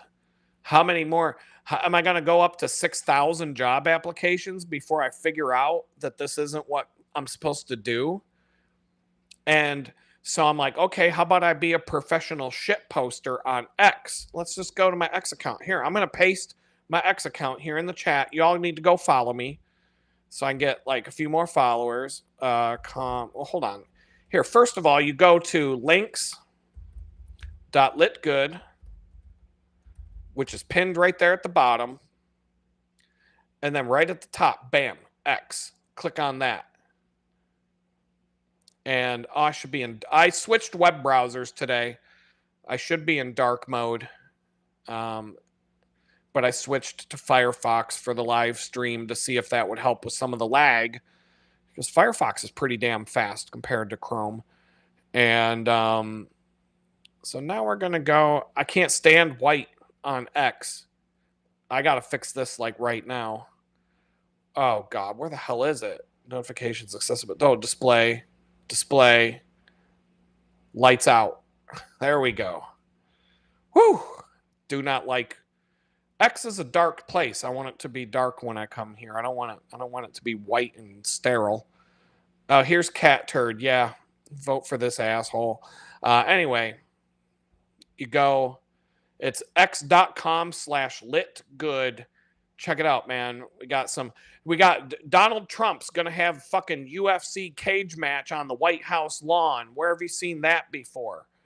Idiocracy is the fucking best documentary ever made. You know, President Dwayne Elizondo, Herbert Mountain Dew Camacho would be real proud right now to see what the fuck's going on at the White House. You can find, wait, where the hell? Here we go. Hold on. Oh, Trump. You know, y'all saw Donald Trump yesterday. I don't think about Americans' financial situation at all. I don't give a fuck about those peasants. I'm rich. I wasn't afraid of the coronavirus, and I'm sure as fuck not afraid of the Honda virus. If you like yourself some Trailer Park Boys, you're going to get some fire memes if you go here. Democrats pushing for masks since 1865, right? Because now we're bringing all the... I was starting to mark all the COVID memes in my meme database as I have a tag called stale memes. Well, now the fucking vaccine memes are hot again. They have value on the meme marketplace now. They're back. They're up in value now. They're like Pokemon. It's like getting a Charizard or something now. Here we go. Gas prices aren't that high. Here's the gas prices. Willie Nelson, Snoop Dogg, Hunter Biden, Charlie Sheen. Right? Remember when Trump came out with a cell phone and then he took $100 deposit from, turns out 590,000 people fell for that dumb shit. They gave Donald Trump a $100 deposit so they could get a fucking Donald Trump phone. Like, I'll just stick with the fucking Samsung or the iPhone. I mean, who the fuck's gonna get, like, how good is a fucking Trump phone gonna work if these big phones don't even work that good? But 590,000 people fell for that fucking scam, gave Donald Trump $100. Then he turned around and said, never mind, we're not doing that phone. And he made $59 million from a bunch of fucking MAGA retards giving him $100 for a phone. But you can see, I hate the Democrats too. I hate the Democrats, and I hate these fucking Trump supporters too. It's right there at the top of my thing. 2 years in federal prison for mean tweets, walked out homeless, rebuilding from nothing, 0 fucks for the COVID or the MAGA cults, the MAGA cult and the COVID cult right there in the top banner. And then you got this picture of me. I generated this with AI, but I uploaded the picture of myself. And then it came back with that. I'm like, wow. Boom. So that's like my cat turd profile picture. I'll never change that on here. But I had to do something edgy. I had to be a dick because that's what gets play on X. Can't be a nice guy here. So if Trump really wants to destroy Iran, he should just go be the president for a few months over there. He'll do it. That'll take him down. Hey, libtards. Last year, my truck held $75 worth of gas, and now it holds $130 worth. MAGA! I can't afford food or health care. Please help. Fuck off. And then Israel says, give me 100 billion. Okay. So if you want the fire memes, come on over. But here's I hate the Democrats too. You know, how to interact with someone who falls for it again. I got my vaccine. There's some fire memes coming out. I voted for this. There's your MAGA hat. And then, we got some just, memes for the general public. Me, I can only stay for one. I have to work tomorrow. Me at 3 a.m. So they're all mixed in. They're all mixed in. J. Edgar Boozer. We got them all. We are not holding back at all. The Booze Brothers. Here's the live donation maps for Thomas Massey's Money Bomb, and then Ed Gallerine or whatever his name is, his live donation map. See the difference? Memes. The best thing about memes, in my opinion, right now, are that the best thing about memes is that memes are only funny when they're true. And so, like, leading up to Donald Trump getting his presidency back, the left couldn't meme. Like, their memes sucked balls. And that's why the left can't meme. The left can't meme. Well, bullshit. The left can meme because when memes were coming out, like, the birth of memes was like during the George Bush years. And the left were putting out some fire memes about George W. Bush and the gang.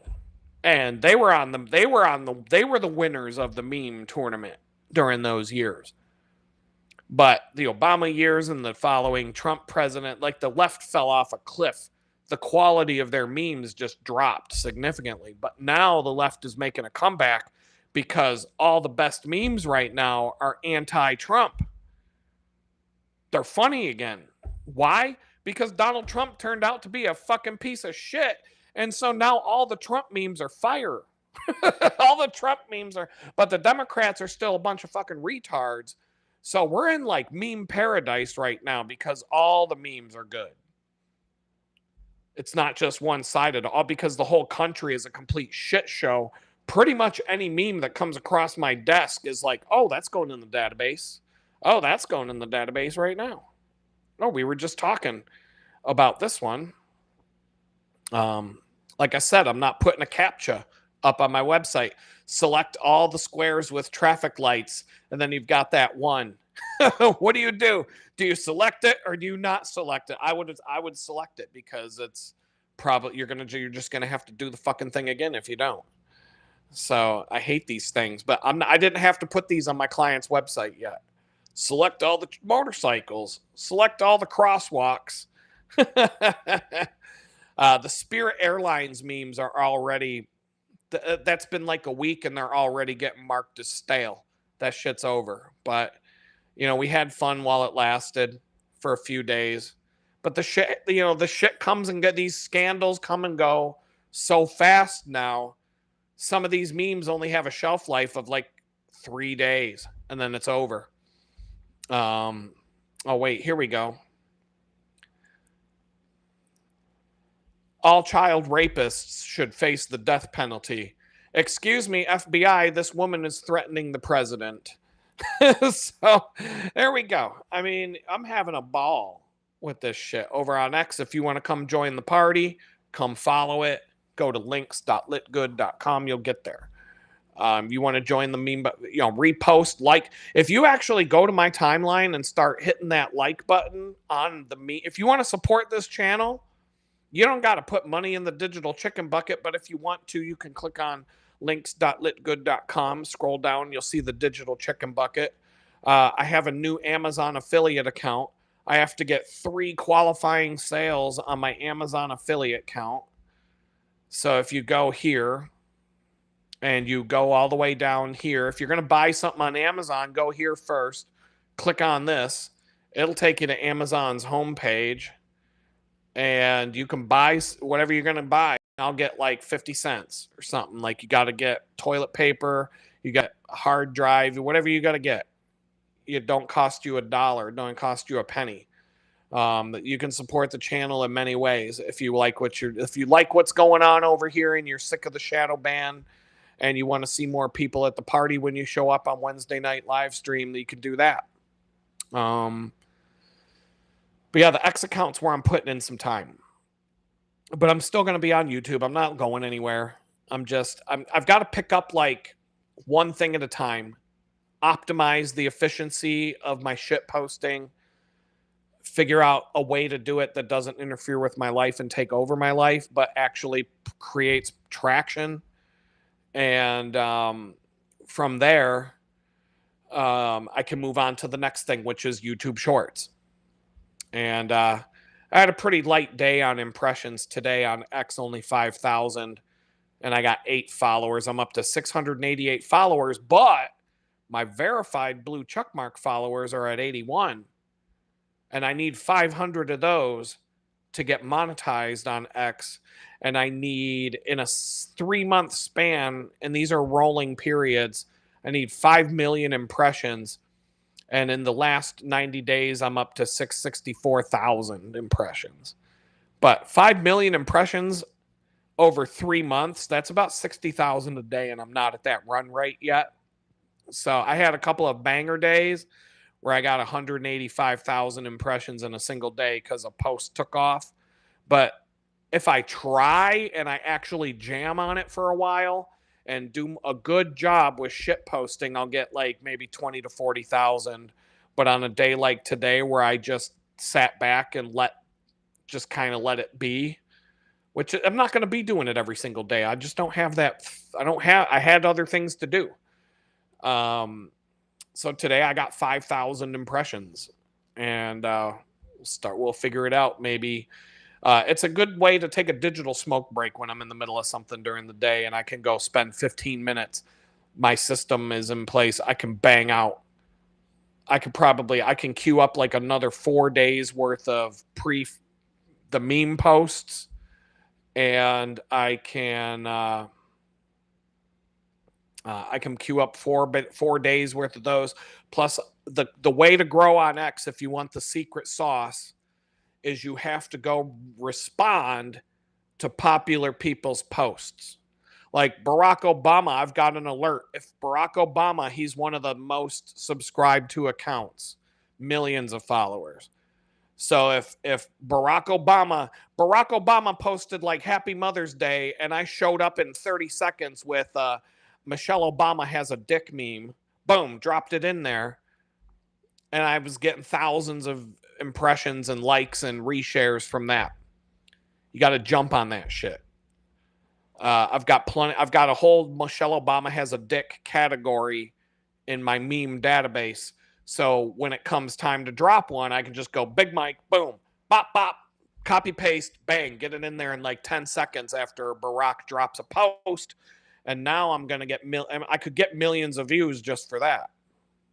So you got to be on point, drop bombs on other people's threads, call these fucking turds a turd, whether they're on the right or the left.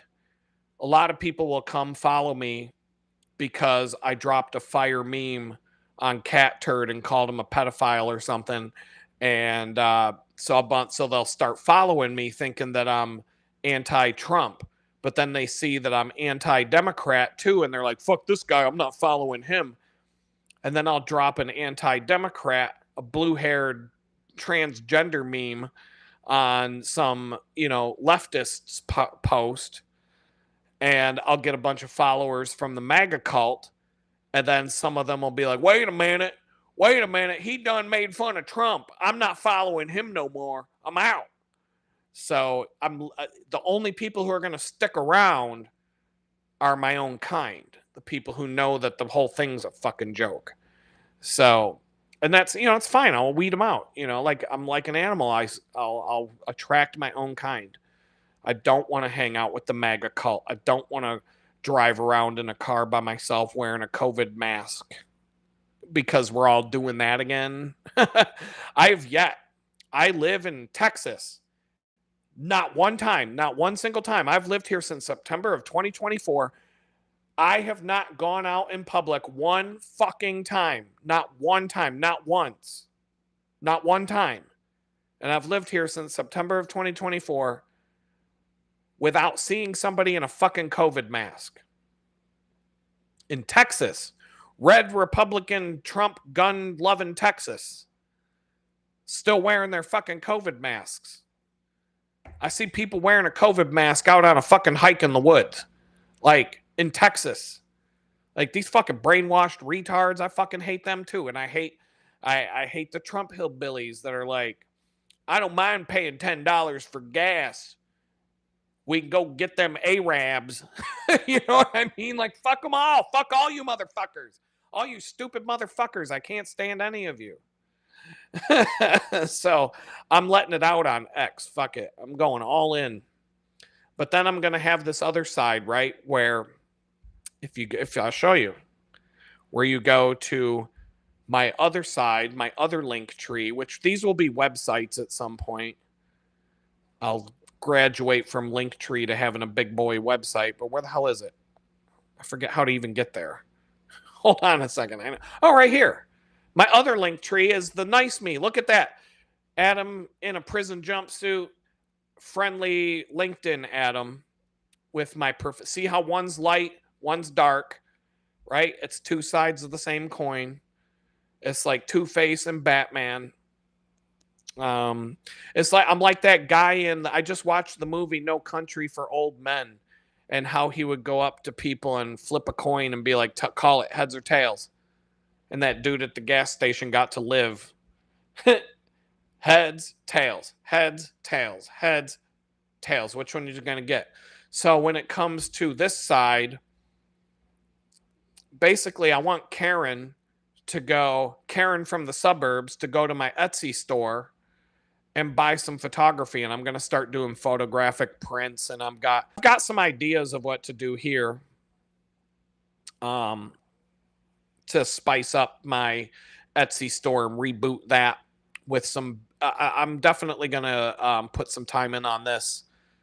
It's the things to do, because I think I can do something with this, but I abandoned it, and it's gone stale, and I'm not getting any like search to it. But I want Karen from the suburbs to come buy some photographic prints of mine to hang on her wall, like a nice sunrise picture like that, right? And then maybe if she sees my shit posting on X, well, bitch, it's too late. You already done bought it. Haha, what are you gonna do? Take it off your wall because you didn't like my mean streak on X? Too late. But so I'm gonna have like a Pinterest account for all these suburban Karens. So oh, look at that. That's so beautiful. I'm going to add it to my Pinterest board. And, I'm just going to like take that approach, because I want to make money from the suburban assholes just as much as people who appreciate my dark side. And so I'm just going to play both sides of the fence. Not really hide neither, because if you notice, both link trees have my fucking name at the top. Although this one just says Adam. We'll just make sure that, my name's already all over Google searches to begin with. It's not like you can't. All you got to do is click on YouTube. And what do you get? Oh, right there. There he is. And, if you're on X, it says Adam. I've had people tell me that they can't figure out who I am. And I'm like, well, bitch, you go to my X account, right? You click on that. You click on the first fucking thing. And look at that. You've done doxed me. Now I'm doxed. Now you know who I am. Now you can find out all there is to know. And like all these people on X, especially the Republicans, they all call me a liar because they say nobody would go to prison for a tweet. And so they all, like a lot of people on X will get into my shit and start calling me a liar and say that I made the whole thing up. And I'm like, you ever use a search engine before, you stupid fuck? But, these are Trump supporters, so their computer skills probably aren't up to par. And so I could understand that. So anyway, we didn't even finish Jesus. I took a side trip from Jesus. But what I was saying here is, if you keep trying to carry out your intentions while I'm leading you in another direction, you deify your desires. My desire was to get a job. I was going to come home from prison, keep my mouth shut, not talk about politics. Oh, there we go. That's messed up. All right. Oh, it's because I changed the camera size. All right. I'm not even worried about that. I came home from prison, wanted to keep my mouth shut, put my head down, go get some kind of a job, not do politics anymore, just watch the country burn from a peaceful place and just live out the rest of my life the best I can. And that shit didn't work out. I wanted to get a job, go back to my career. Seems like Jesus don't have that in mind.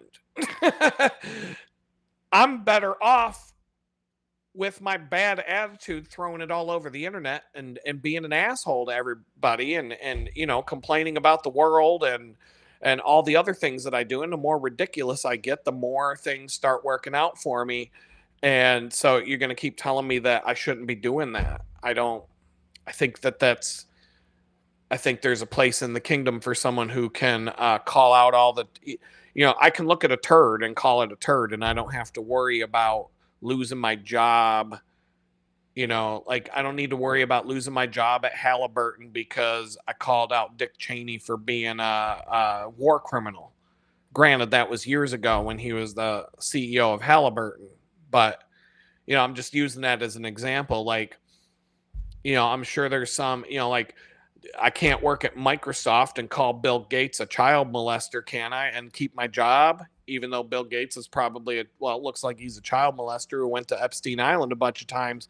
But if I want to keep my job at Microsoft, I can't talk about that, can I? Can't get on YouTube and talk about that. Everybody at work will be like spreading that shit around. HR is going to show up at my desk 5 minutes later, telling me to put all my shit in a cardboard box. Security is going to take you to your car. So I don't got to worry about that. I can talk about any of these people. And maybe that's what he wants me to do. I don't know. I don't know, but it seems to be working out better right now if I just keep doing what I think I need to do. And there's so many things on my plate, but I have discovered some better ways to organize and find my way through it. And I talked about that a lot on the Rise and Grind 35-day challenge videos. The ones that haven't come out yet, I get into some great details about, like, you probably don't want to watch it because they're like over an hour long. Me talking about software that I'm using to be more productive, different things that I've switched around. I took a week away from doing client work to focus on productivity and updating software and being like digital chores that have been put off for months. Some of these digital chores, I've been using the same version of Photoshop that I was using when I was homeless. Why? Because I didn't want to disrupt my flow. Whatever works, works. You get locked in and you're like, I don't need to be updating the Mac OS and then have my Mac go to crap. And then how do I undo that? And living at the homeless shelter, how do I, oh yeah, like I'm going to be sitting at the homeless shelter reformatting my hard drive to go backwards and install the old OS. And I just had to let things ride how they were. I wouldn't even update Photoshop. I'm like, this works.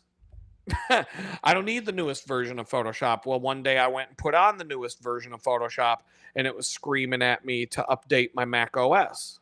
And I was about to put the newest Mac OS on this Mac, and I was downloading it, and I was reading Reddit posts because, Reddit's full of liberal idiots, but they know a lot of stuff about computers. And so I'm like reading all these posts about, oh, you definitely don't want to put that OS on that MacBook because your MacBook's going to slow to a crawl and it's going to be miserable and you're going to hate it and you're going to want to undo it, but you can't. You'll have to reformat your whole hard drive and start from scratch if you do. So I'm like, I put the brakes on that motherfucker. And then I updated the OS to the newest version that I'm willing to go. And it made my computer faster and it helped with a lot of problems I was having. And the Photoshop nagging went away. So I bought myself some more time before I got to update and get a new Mac. Um, Even if I got an M1 MacBook, which is still old as dirt. I mean, if it came down to it, I could go on Facebook Marketplace and spend $1,000 and get something that'll outperform this one. But this one's still hanging on because when I bought this MacBook, I put 64 gigs of RAM in it, so it's a beast. Like this was top of the line when I bought it. Um, it was the fastest shit you could get, and it was faster than my M1. You gonna stay in Houston after probation ends? I don't know. I don't really know. I don't know. I mean, I'll have to have a car that can go more than 100 miles without breaking down if I want to leave, because Texas is a big state. I won't even get out of the state with that car probably before I got to drop another grand on it. I don't know, but it all depends on how things work out financially and whatnot. And that was another thing. Like I said, I took a week off from doing client work so I could focus on some stuff. And that was that last week of the Rise and Grind series, whatever. Well, actually, it was the week before that. So I was doing well. My bank account was I was 1,000 for a minute. And I was like, all right, I can relax for a minute. And I took a week to do some things. And I gave my client a break. And I was like, I'm not going to send you a big invoice this week. And he was cool with that. And I was like, all right. And then all of a sudden, all this shit came at me when I'm low on funds. Or, when I'm already like, I would be in a better place right now if I had just ground out 30 hours of billable time for that client and done some other things that week. But I'm not going to regret. I'm not going to live in the regret. But I shot myself in the foot there. All this stuff blew up in my face. I still don't have my car back. They said they'd be done today. I'm not, hopefully they just do it and it's fixed tomorrow and I can go get it. But you always have that fear in the back of your mind. What if they call you and say, well, we found 3 more things that it's not fixed yet. You're gonna, we need another $1,000. But I don't think they do, because I just, I did my due diligence before I took the car in.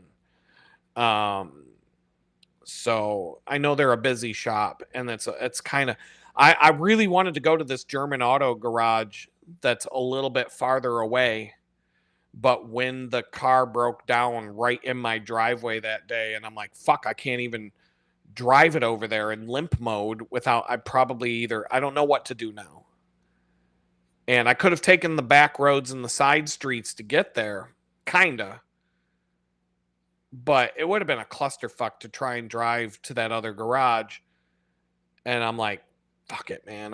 I'll give him a chance. Next time I need a repair done, I'll probably go try that guy out. He might be a little bit easier to deal with. But I don't know. I mean, that's one thing that sucks about being in a new place where you don't know anybody, is things like that. You can't trust anybody. But this shop's okay. I definitely, I feel like maybe I could do better, but I definitely almost, there's worse. There's way worse places to go than the place I'm going right now. The only thing I really don't like about the place right now is that they are extremely busy.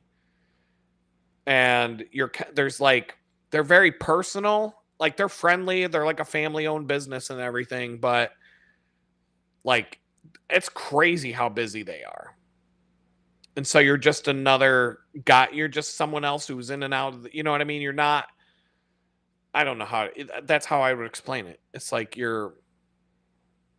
I like smaller places that you have more of a rapport with the owner and stuff. So, I mean, but I would not cross them off my list. Usually once I get into the groove, I'll have 3 or 4 places that I can take a car. And depending on what the car needs, you go to the cheap guy for the brakes. You go to the one that's going to cost a little more when it's something more complicated. You know what I mean? And you can kind of figure out where to take it based on what's going wrong, or at least get a quote from a few different people, because the quotes can be wildly different. I had two garages that I trusted back when I owned a Jeep Liberty back in Pittsburgh a long time ago, and the AC compressor blows out on those things constantly, and it's terrible. And I called this one garage, and it was a guy I trusted. He's worked on cars. He was always a good guy. Bigger garage though, bigger. He definitely is more expensive. He wanted to charge me $1,600 to replace the AC compressor. I was like, yeah, let me get back to you on that. Called my other guy, who is more of like a tire shop that does other things. He was like, I'll do it for like 500. Fuck, I don't even think it was five. This was like $350, $400. He was probably using an aftermarket AC compressor instead of OEM, but the fucking thing's going to break in 6 months anyway, so who cares? I don't even care about having air conditioning, but when they break, eventually the clutch burns out and you'll start having smoke coming out from under your hood when everything seizes up inside of it. And that's when you got to go replace it, because it'll break your serpentine belt and then your whole fucking car will fall apart. You can, and they actually made, because they're so bad, some aftermarket guy on the internet made a pulley where you could just mount a fucking pulley in the spot where the AC compressor goes, and you could just bolt it on there, and it was nothing but a pulley so that the serpentine belt can wrap around it and do its thing, but you don't have an AC compressor or air conditioning anymore. That's how bad those Jeep Liberties were. That somebody fucking went and made that part so that you don't, like, why bother replacing the AC compressor every 6 fucking months when they break? Just get this and roll your windows down. But when you roll your windows down, they might stay inside the door because the window regulator will break. It'll break, like those last about a month, because they're made out of plastic and they should have been made out of metal. But some bean counter at Chrysler decided we can save 10 cents on a window thing by making it out of plastic, so that we can charge $900 to $1,000 at the dealership whenever they got to come get their fucking windows fixed. But then a guy on the internet, once again, made an aftermarket part where he made aluminum or steel window regulators so that when your plastic one breaks, you can replace them for $100 a door from him. And you put the thing on and you never replace it again because it's made out of metal like it was supposed to be. Another thing that would break on that fucking Liberty, you go to shift your transfer case from 2-wheel drive to 4-wheel drive, right? All of a sudden, the handle, bing, bing, bing, bing, and then the handle just breaks and it's all loose. And so if you're stuck in 4-wheel drive, you're fucked. If you're stuck in 2-wheel drive, it's not as bad unless it's winter. And what happens is a little tiny piece of plastic about the size of a quarter breaks inside the mechanism. And to replace it, it's about 25 cents for the part.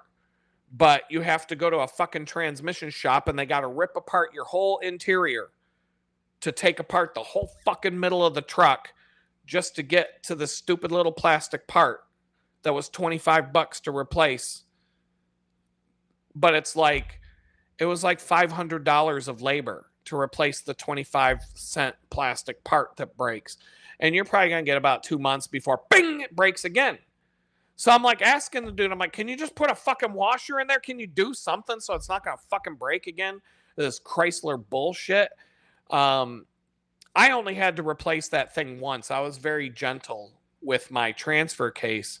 But, oh my God, that Jeep Liberty was the funny thing is the Jeep Liberty was one of the worst vehicles I ever owned, but it never broke down in terms of having to be towed, or it never left me stranded anywhere.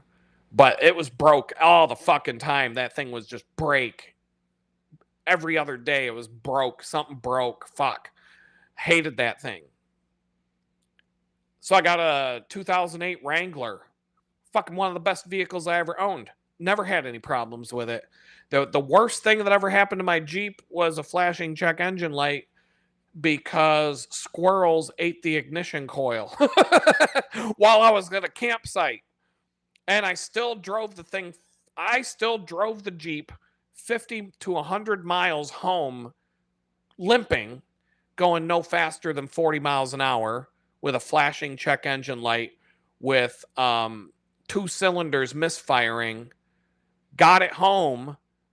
Then I drove it to the fucking shop like that the next day. And by the time I rode my bicycle back to my house, they already had it fixed, because I thought it was more serious than that. And they're like, "Nah, man, we just spliced the wires back together that the squirrels chewed." I'm like, "You got to be fucking kidding me." I didn't see the chew marks when I was looking under the hood. And they're like, "Yeah, we fixed you. We just put some wire nuts on it. You're good. If it happens again, you're going to need to replace the wire harness, but you're good for now." And they charged me like $60 to fix it. But I still limped that motherfucker all the way home with a misfiring engine, and it didn't fucking hurt it at all. So that, and I had a 2006, I think. No, I had a 1996 boxy old school Cherokee. And it was in a put it this way, it was in a high-speed police chase after it had been stolen, crashed into a curb at 50 miles an hour, caught on fire, and sat there on fire for 20 minutes until the fire department came and put out the fire. And then they put it in the city impound lot. And when I came to get the thing, they're like, because I just had to get it out of there. And because they were going to charge me for every day it was in there. Because, fuck you. You just had your vehicle stolen. We're going to fuck you anyway. So they wanted to charge me $150 to have it towed from the parking spot in the impound lot past the gate to the front parking lot of the impound lot.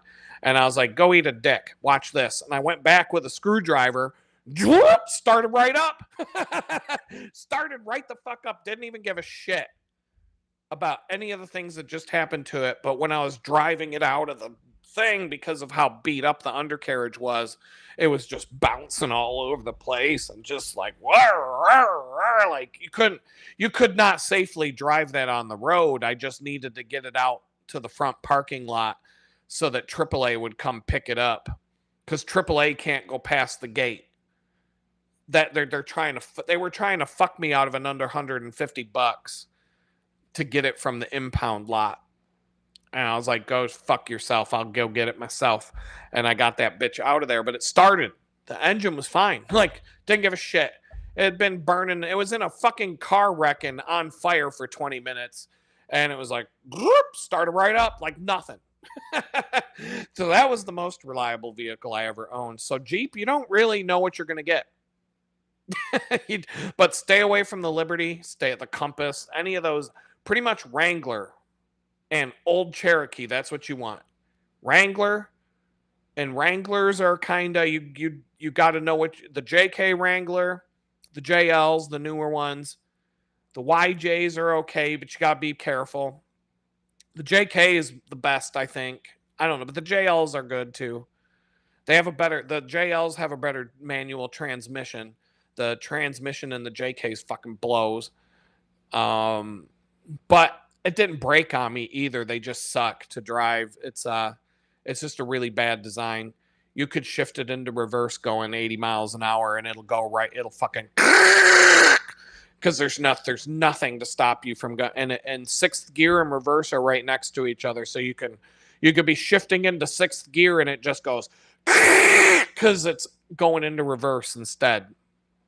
And so that's really nice when you're going 80 miles an hour down a highway and you blow apart your fucking transmission because there's nothing to stop you from putting it in reverse. But they're all like that. I drove a bunch of them. I have driven a bunch of them. They're all the same. I was like, "Oh, no shit. That wasn't just my Jeep. It was everybody's."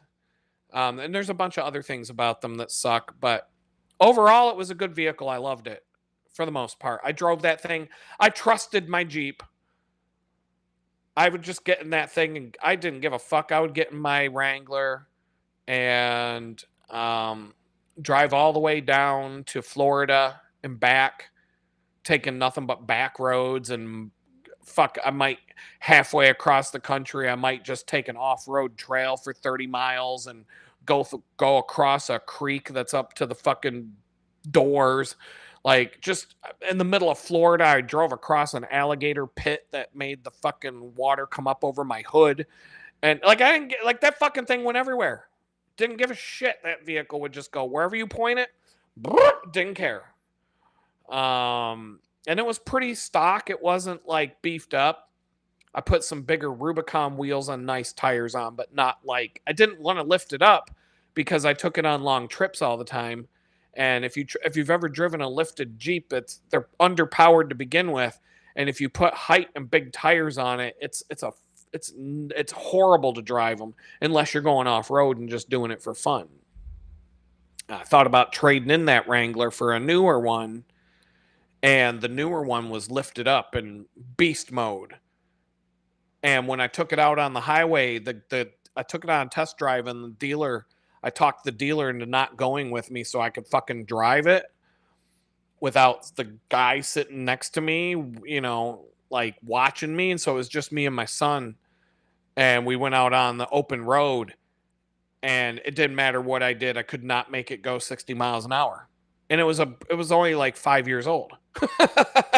But if I cannot physically get the vehicle to go 60 miles an hour because the wheels are too big and the engine's too weak, what's that going to be if I'm out on the highway and everybody's going 90 and I'm stuck, not even able to go 60 miles an hour? And then what happens when you go uphill on a highway? If you can't, I couldn't go 60 on flat land on an open road. What happens when I get into the hills on interstate? And a Jeep, your speedometer, you'll watch it, it just goes because it can't do it. Even a V6 won't do it. The 4-liter V6 won't fucking, you can't use fifth or sixth gear on any incline at all. The only thing fifth or sixth gear is when you're idling along on flat land and you just don't want to burn through gas in fourth gear.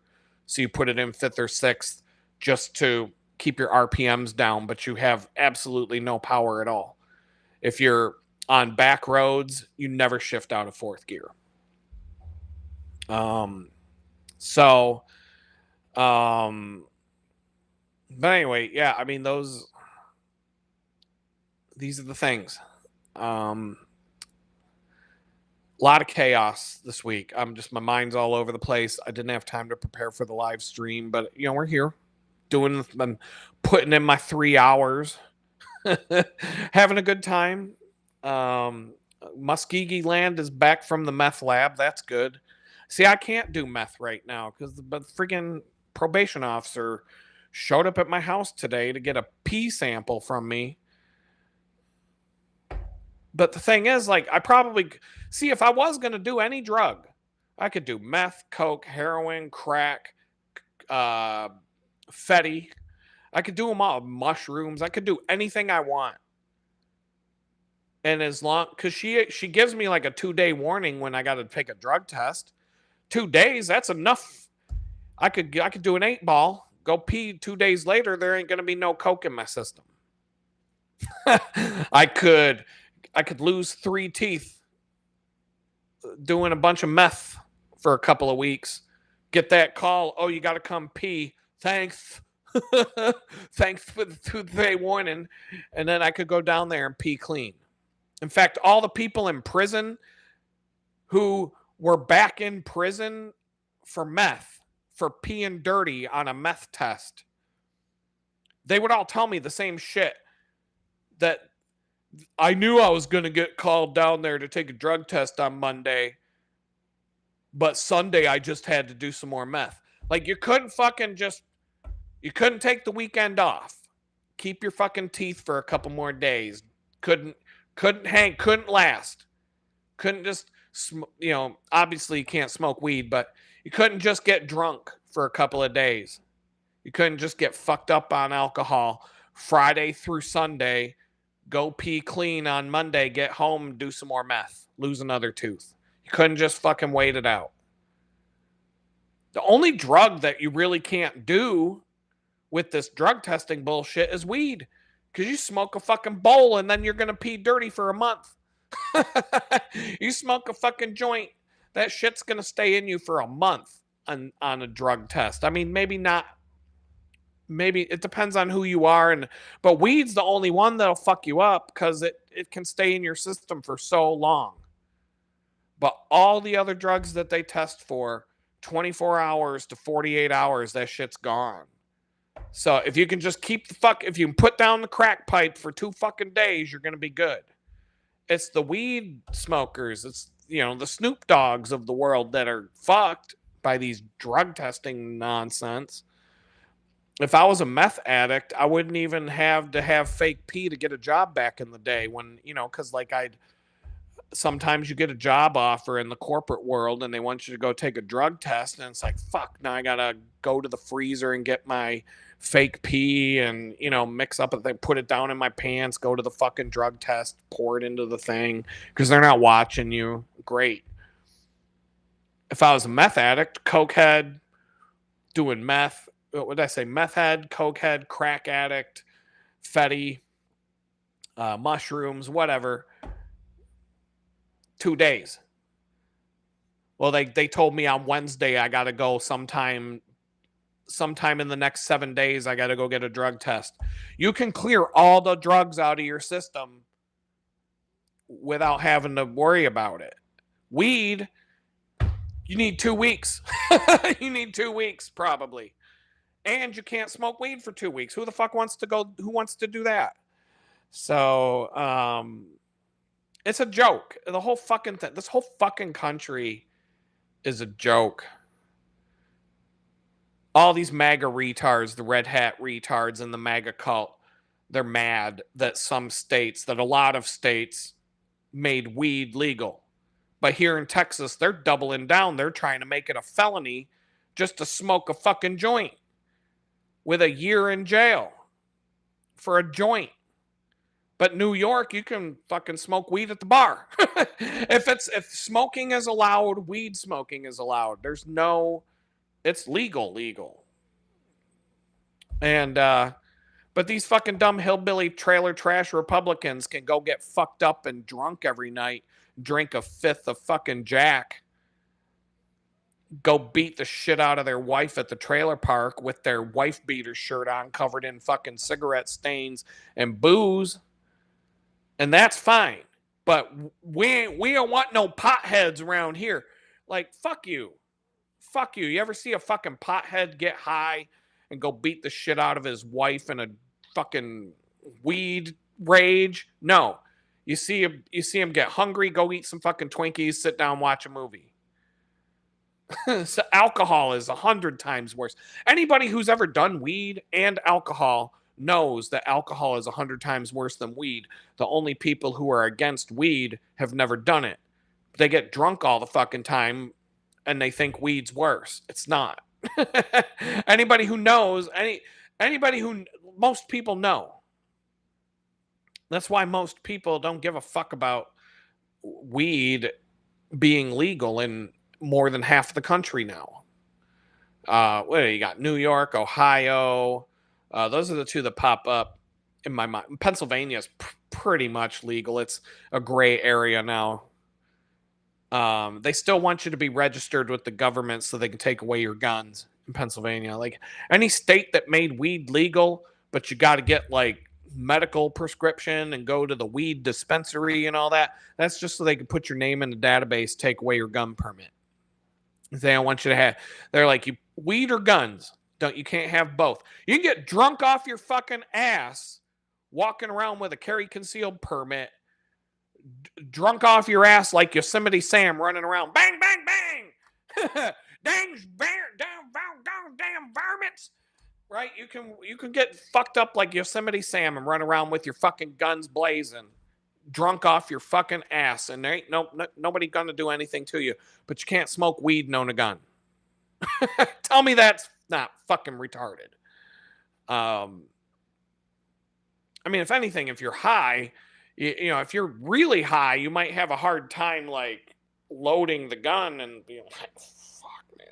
You know what I mean? It might take you a minute if it's a complicated mechanism, or you get a jam or whatever, you might have a hard time with it. But I don't think I've never heard of somebody going on a weed smoking killing spree, but a lot of drunk motherfuckers do. So I don't know. I don't know. I'm over this fucking country right now. And I'm getting old, but it would be nice if someday I could just be doing a live stream from some third world shithole with an actual dictator. I've got friends that are planning on bouncing to go to another country, and they're also of the same mindset. Like, yeah, it's a fucking third world shithole with a dictator, but got palm trees and beaches. So, I mean, it's really not that much worse than here. It's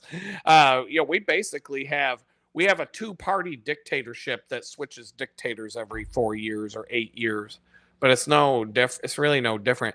If they can put you in prison for 2 fucking years for a Twitter post, you live in a fucking dictatorship, my friends. I mean, it's just a matter of time before they knock on your door. So they put you in 2 years in prison for a Twitter post, while a megachurch pastor that's friends with Donald Trump got 6 years. What the fuck? He got 6 months for raping a girl who was 8 years old when he started raping her. He raped her for 4 fucking years until she was 12 and then went to jail, and he got 6 months.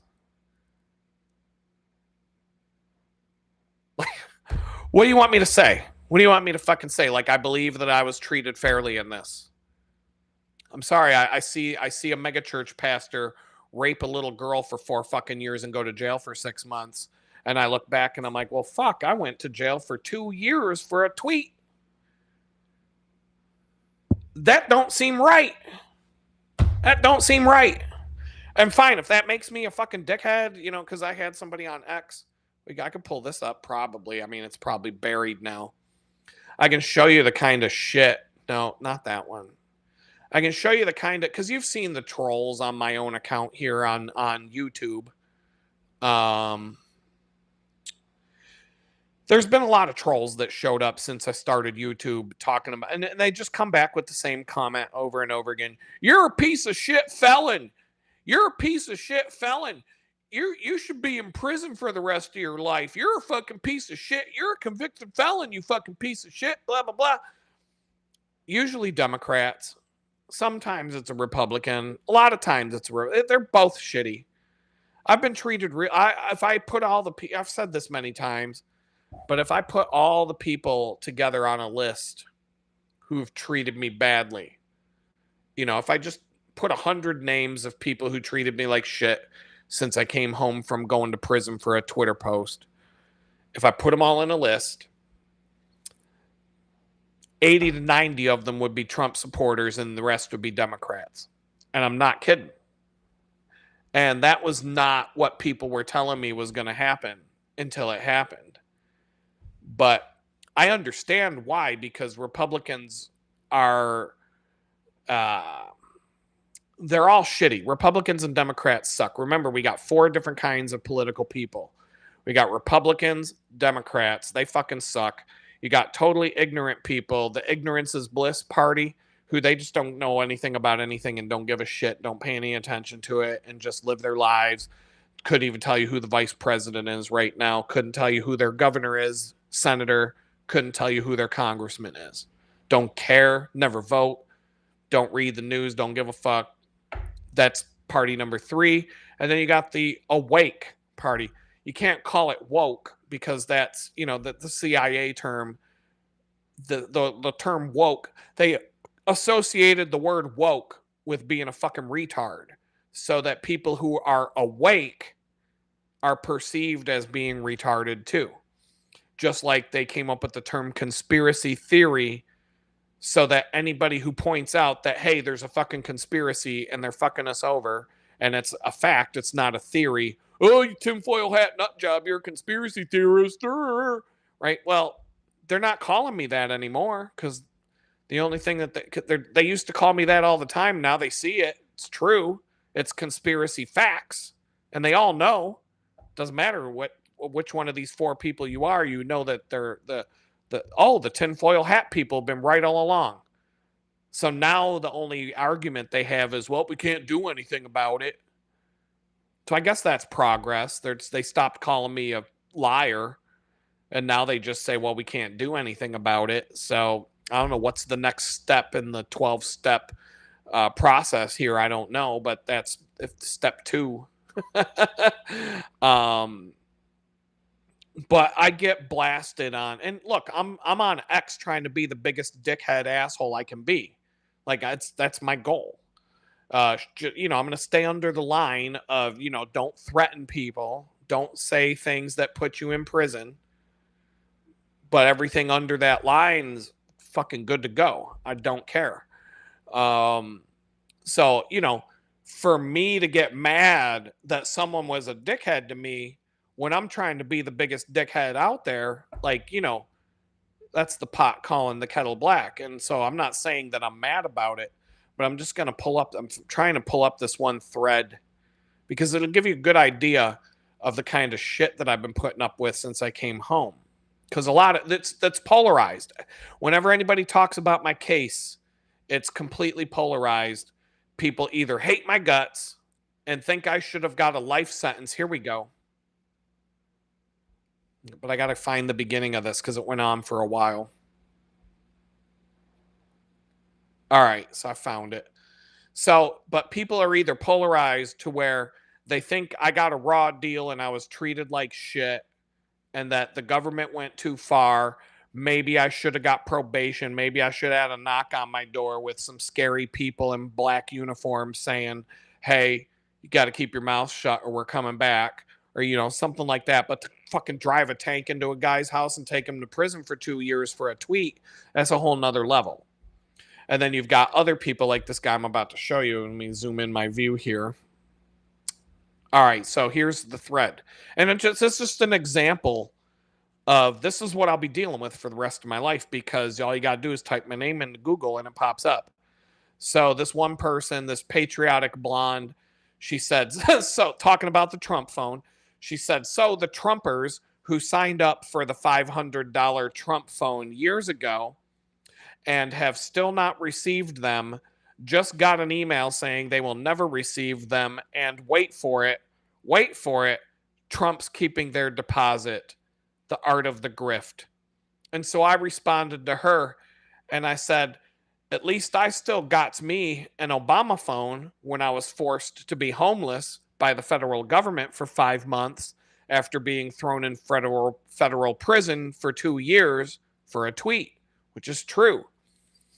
They gave me an Obama phone while I was homeless. Now, it was a piece of crap. Now, my best friend gave me a real phone. It was one of his old phones. He's an IT guy. He's got a pile of phones. He used to work for T-Mobile. He's got a lot of phones. And so he handed me one and he activated it, put a SIM card in it, said, here you go. Sent it to me. So I had a legit phone. It was a little outdated, but it was it was a good phone. But I got an Obama phone because I'm like, why not? And that Obama phone lasted until, oh God, it was like last June or July when the Obama phone was shut off because I didn't reapply. So I got an Obama. You don't get you paid Trump $100 deposit and you don't get your Trump phone. But I did get an Obama phone. I had it I still have the damn phone.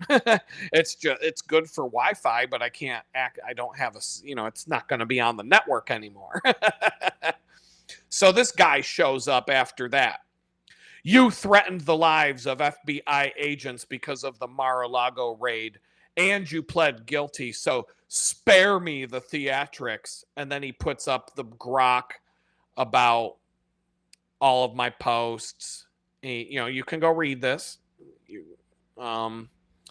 Ask Grok about me. You type my name into Grok and he'll spit back everything I did.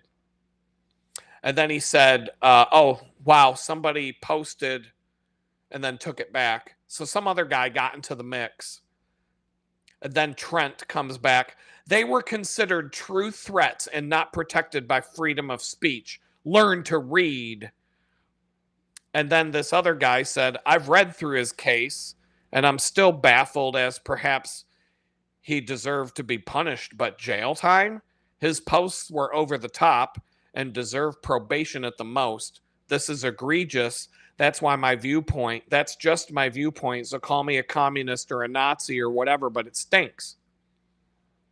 And then Trent comes back. He was charged under a federal law, specifically Section 115A1B of Title 18 of the U.S. Code, that makes it a crime to make true threats against federal officials or law enforcement officers.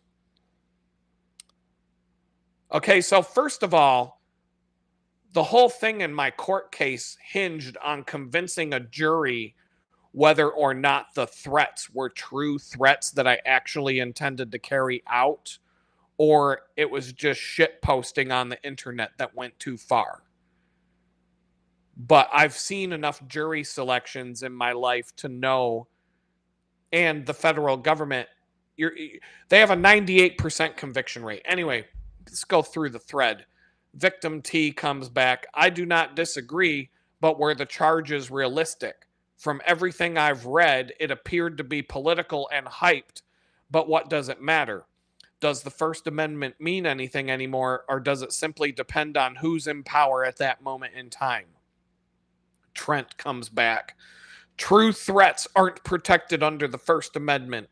The First Amendment protects a lot of speech, including offensive speech, but it is not unlimited.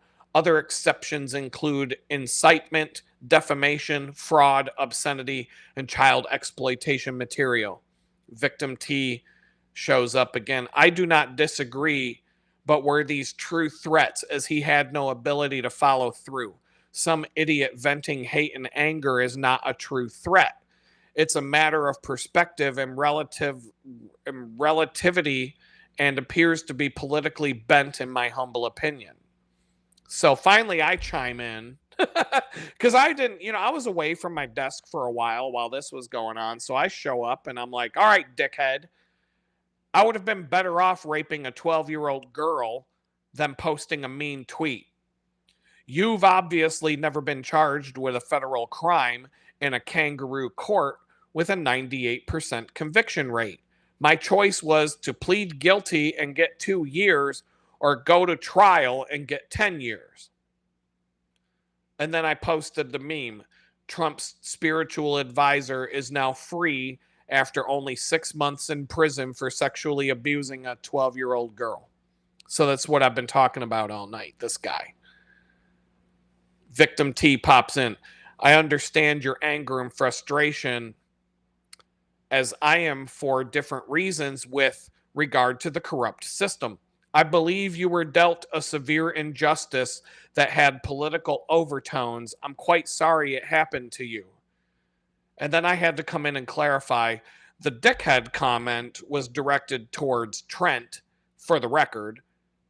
I have learned a lot about the just us system in this broken country. None of you have any rights. Some of you will find out someday. And then Trent, what a fucking dick. I mean, you can tell if someone's going to be a piece of shit when they grow up just from their name. You ever see a thin girl named Bertha? If you name your daughter Bertha when she's born, she's going to grow up to be a fat pig who, joins the fucking circus. You're doomed. Trent, Trent's going to grow up to be a fucking douchebag. So yeah, Trent shows up right. I'm a dickhead because I believe you deserve more time for the threats you made online. Might as well call me what I call myself, an asshole. You made threats. You were arrested and charged. You pled guilty. You served time. You fucked around and found out. And so I had to reply, well, how much time would make you happy? 10 years was the maximum. Would that satisfy you? If the prison is full of shit posters, the child molesters you support can keep walking free. And then I posted the thing about, Trump's spiritual megachurch pastor advisor is now free, only 6 months in prison for raping a 12-year-old girl. And then here we go. It doesn't matter what political party or religious background they come from. Anyone who abuses or protects child molesters deserves condemnation and the full weight of the law. And I guess I just didn't even see that, because I probably would have had words I would have gone back and forth with this dickhead forever, but this is what it is. And it's a good example of these are the people I'm going to be dealing with for the rest of my life. And you saw both in that thread. And everybody I meet since I've come home has been the same. Either you definitely didn't deserve that, or you should be spending the rest of your life in prison for what you did. And there's no in between. There's no gray area. There's like, the people that say you got treated too harshly. They're like, yeah, that was pretty fucking dumb, but you shouldn't have gone to prison for that. And then, some of these other people like Trent, you made true threats and you deserve to spend the rest of your life behind bars. Okay, if I deserve to spend the rest of my life behind bars, what about the 12-year-old rape guy? Like, doesn't he? So, anyway, that's just an example of this is the kind of shit. And so I'm at the point now, I'm done. I'm not going to keep my mouth shut. I'm not going to sit and be quiet. I'm not going to, I could walk. Like, here's the thing. What are my choices? Choice number one. Let's see if this camera keeps up. Choice number one. I walk around groveling on my hands and knees, telling everybody I'm sorry every day. It'll never happen again. I definitely don't feel proud of my actions. I've never said that I was. I was ashamed of it before it even blew up into the FBI crashing a thing into my house. I went to bed Friday night going, I'm going to have to delete that fucking account tomorrow because I went too far. That was my thought. But it was too late. The warrant was already signed. They were on the way to my house. So they were scoping my place out for 2 days, waiting for me to be home. Like, this all came out in court. They were driving past my house. They were monitoring me. Like, they were watching me from, like, they were parking at they were hanging out at the waterfall next to the house in the public parking lot, watching me with binoculars and shit. Like, the whole thing for a couple of days before they did it. So I could grovel, crawl on my hands and knees, grovel, apologize every day, kiss everybody's ass, say I'm sorry, I'm sorry, I'm sorry, and Trent is just going to be like, fuck you, you should be in prison for the rest of your life, you fucking piece of shit, blah, blah, blah. Like, he's not going to change. You're not going to change Trent's mind. Doesn't matter how much of a nice guy I am. You know what I mean? There's nothing you can do to change someone's mind once it's made up. And the people that think that I was dealt too harsh of a blow, they're going to think that. Nothing I do. So choice number one, grovel, kiss everybody's ass, keep my mouth shut, don't talk about politics, put my head down, and just take it. Take the treatment. Or choice number two, say fuck it. Take all the fucks I ever had to give, crumple that shit up, throw it in the trash. Don't go around, don't cross that line ever again. Don't go making threats. Don't go digging a deeper hole than you're already in. You get convicted of that shit twice, you're getting 10 years. You know what I mean? Like, if they come banging down my door because I threatened somebody again, that shit's over. So I'm not.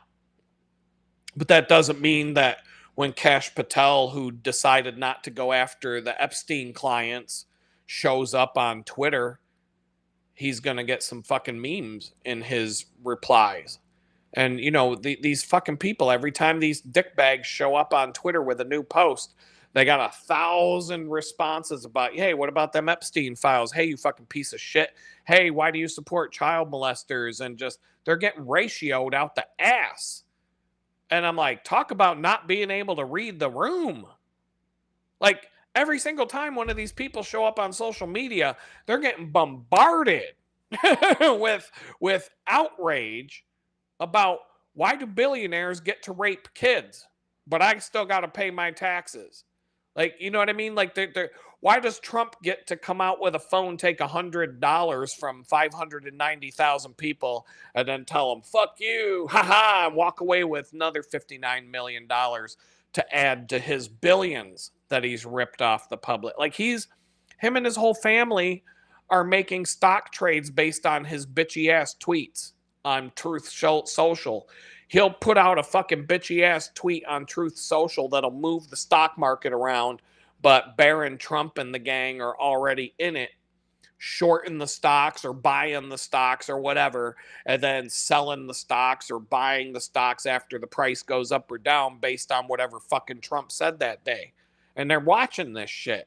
And Nancy Pelosi's doing it too, and all these fucking dickbags in Congress, and Marjorie Taylor Greene went into Congress not making much money, and now she's a multi-hundred millions of dollars in the bank, and she moved to Costa Rica to live in a fucking mansion that she just bought after she quit Congress. So, like, all these fucking people are fucking us. And what am I going to do? Just sit here and keep my mouth shut? Go work some fucking slave job at some, because I'm a worthless piece of shit that doesn't deserve to have a big boy job because I made a mistake.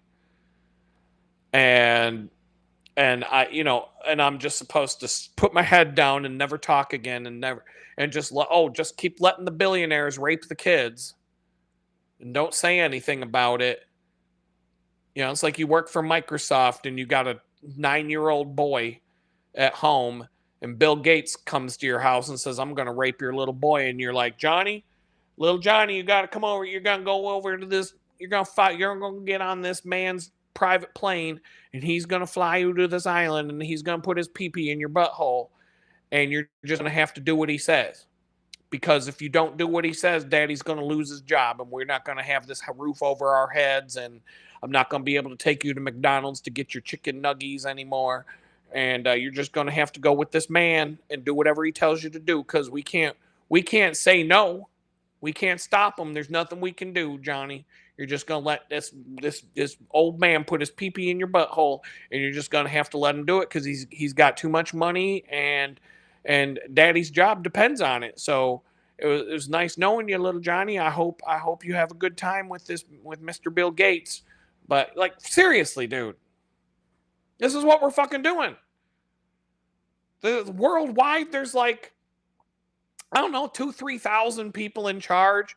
But there's, like, what's the fucking population of Earth right now? Hold on. So we got, like, what, 3, 8? Holy fuck, dude, it's gone up a minute. So we got, like, 2,000 people in charge of the world right now. And there's 8.3 billion with a B, people. If the 2,000 people had all the best guns and the 8.3 billion people had nothing but pitchforks and baseball bats, the 2,000 people in charge would still be fucked if the 8.3 billion said, "We're done here. We've had enough of your shit." And if they showed, it's like there's that video game. There's like this simulator, this combat simulator where you can simulate battles, and you can have like 15 Roman legions go up against one platoon from Vietnam, right? And the platoon from Vietnam has a couple of machine guns and some grenades and the shit that they had. But there's 15 Roman legions with the swords and their shields and all this and that. And then you go hit start button and they have a battle with each other. You can watch these videos on YouTube. And they'll simulate like what happens. And the 15 Roman legions are going to slaughter the platoon from Vietnam, but a lot of them are going to go down. Unfortunate. But they are a Roman legion with nothing but a bunch of fucking wooden shields and swords going up against a squad of modern infantry with machine guns. But eventually they're going to run out of bullets. Eventually the 10,000 Roman soldiers are going to close in on the, 15 soldiers in the platoon, and it's going to be over. That's what it would be like if all the 2,000 people in the billionaire pedophile ruling the planet club were all in an open field with the best weapons that you can buy, And the 8.3 billion of the rest of us were carrying pitchforks and fucking pitchforks and baseball bats. The 8.3 billion would win.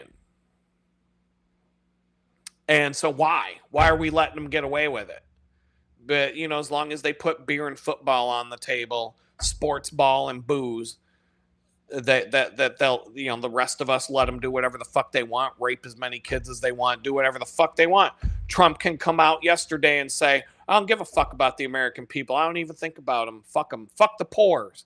He may as well have just said, fuck the fucking poors yesterday. I don't think about these fucking scrubs. Fuck them. They're poor. Who gives a fuck? And we're just letting them fucking do this. We're just going to let them fucking do this.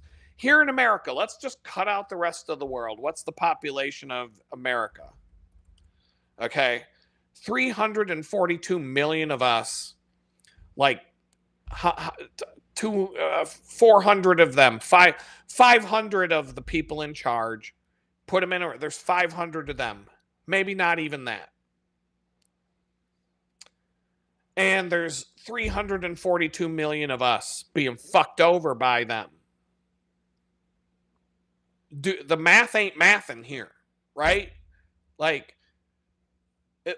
let's put the billionaire pedophiles in the simulator, in the battle simulator, give them really nice guns and all the best things that money can buy, and have 340 million peasants with pitchforks and baseball bats coming at them in the simulation, the video game simulator, whatever the thing is. You see all the YouTube videos. The battle simulator. There's a fucking TV show where they run these battle simulations, and on the fucking History Channel and stuff. It's probably the same app. They do these like, well, what if Genghis Khan went up against Julius Caesar? Who would win? And they do this whole like half-hour dumbass History Channel show about it. You know what I'm talking about. If you watch TV, you've seen this shit. And so let's do the simulator. Let's put the 300 billionaire pedophiles that are in charge and give them machine guns and everything else that money can buy, tanks, and then have 340 million peasants with pitchforks and baseball bats coming up against them. Who wins? Well, no, let's put that on the fucking History Channel. Let's do an episode of that show. Let's see. But when the fuck are the people just going to be like, it's over. We're done. We're done here. We're done. Trump, you're going to jail. Biden, you're going to jail. Hillary, you're going to jail.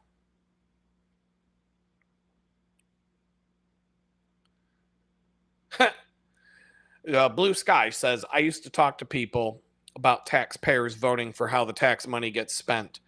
Average response received back, I don't want that responsibility. I want to make sure I buy Donald Trump a $20,000 gold toilet seat for his new ballroom. Like, okay, the fucking Iran war, they were saying it was $4 billion a day? I'll ask Gemini here. What does the Iran war cost every day? $1.2 billion per day, according to Google. Okay. Add up all the taxes you've ever paid in your entire life and multiply and divide that by 1.2 billion. Okay, so let's do some fucking math. How much does the average taxpayer pay during their entire life in the United States? I'm sure it can come up. The average American taxpayer pays $524,625 in taxes in their lifetime. Shit, a fucking house is $400,000. So you're paying more in taxes than your fucking house. So, okay. What is 1.2 billion? So that's 1.2 million. Add 3 more zeros, right? Hold on. I can't even do I can't even type it in. 1-200 000 000. That's 1.2 billion divided by 500 large.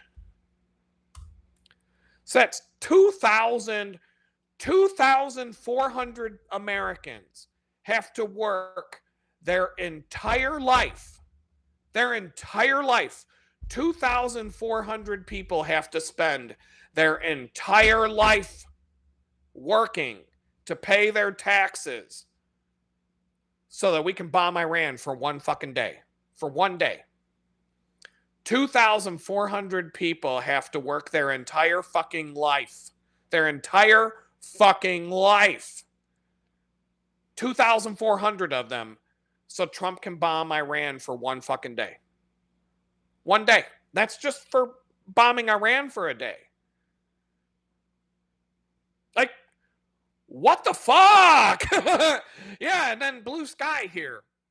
I used to talk to people about taxpayers voting for how the money gets spent. You know what I would spend it on? Abolishing the fucking IRS and giving it back to the people. That's my vote. Giving the money back to us. Fuck this fucking country. Oh, I got to make sure that Jeffrey Epstein's clients are protected. We got to pay the legal bills of the Epstein clients so that we got to make sure we get the right people in there and pay them good money so that the Epstein clients don't have to go to jail for raping kids.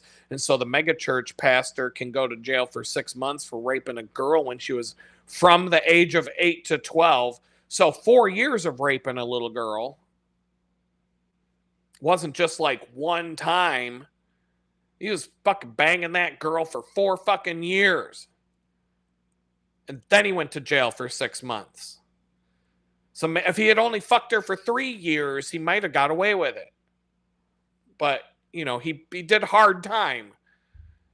They probably put him in the tennis court prison for rich people, like better than the place I was at Danbury, where the pickleball courts are freshly paved. And, I've got to play pickleball in prison and go to spinning class and shit like that. But the spinning bikes weren't nice. And the pickleball rackets were all beat up and shitty. But this motherfucker's going to play pickleball with brand new gear, like for 6 months. And he was going, he got to go to spin class. He's a fucking mega church pastor. His commissary, he was getting the full commissary every week. He's probably running a fucking store. If you've been in jail, you know what I'm talking about. I'm speaking your language. He wasn't hurting. He had an unlimited supply of fucking honey buns and spicy pickles and more than one spicy pickle. But if you've been to prison, you know what the spicy pickle I'm talking about is. Comes in the fucking bag.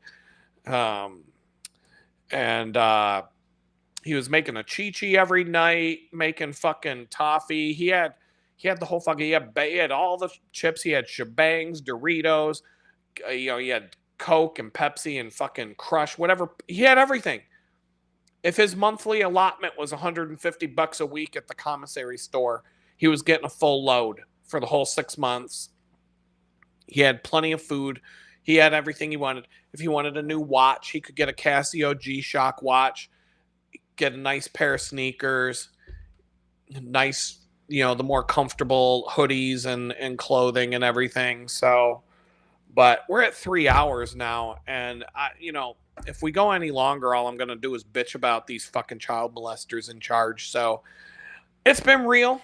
It's nice hanging out at the campfire with you guys, the OGs in the house. Go to X, hit like, hit repost, all that stuff. Go do that.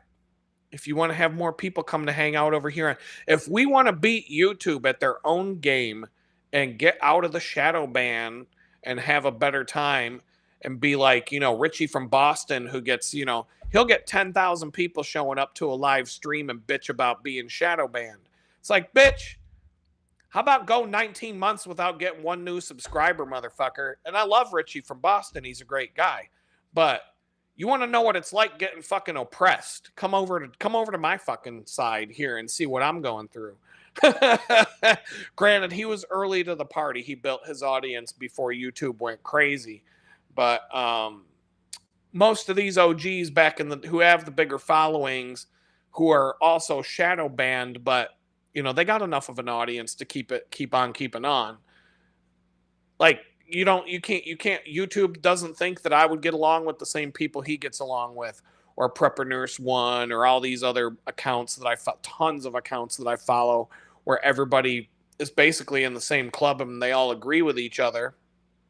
But YouTube don't want anybody finding out that I'm out here talking the same shit. So with that, I'm gonna say peace out, and we'll see you on the flip side. Watch out for the yeah, here's the button. So yeah, once again, peace out. See you on the flip side. Keep an eye out for the new videos that are going to come out in the next few days. And members only get first crack with no ads. Later.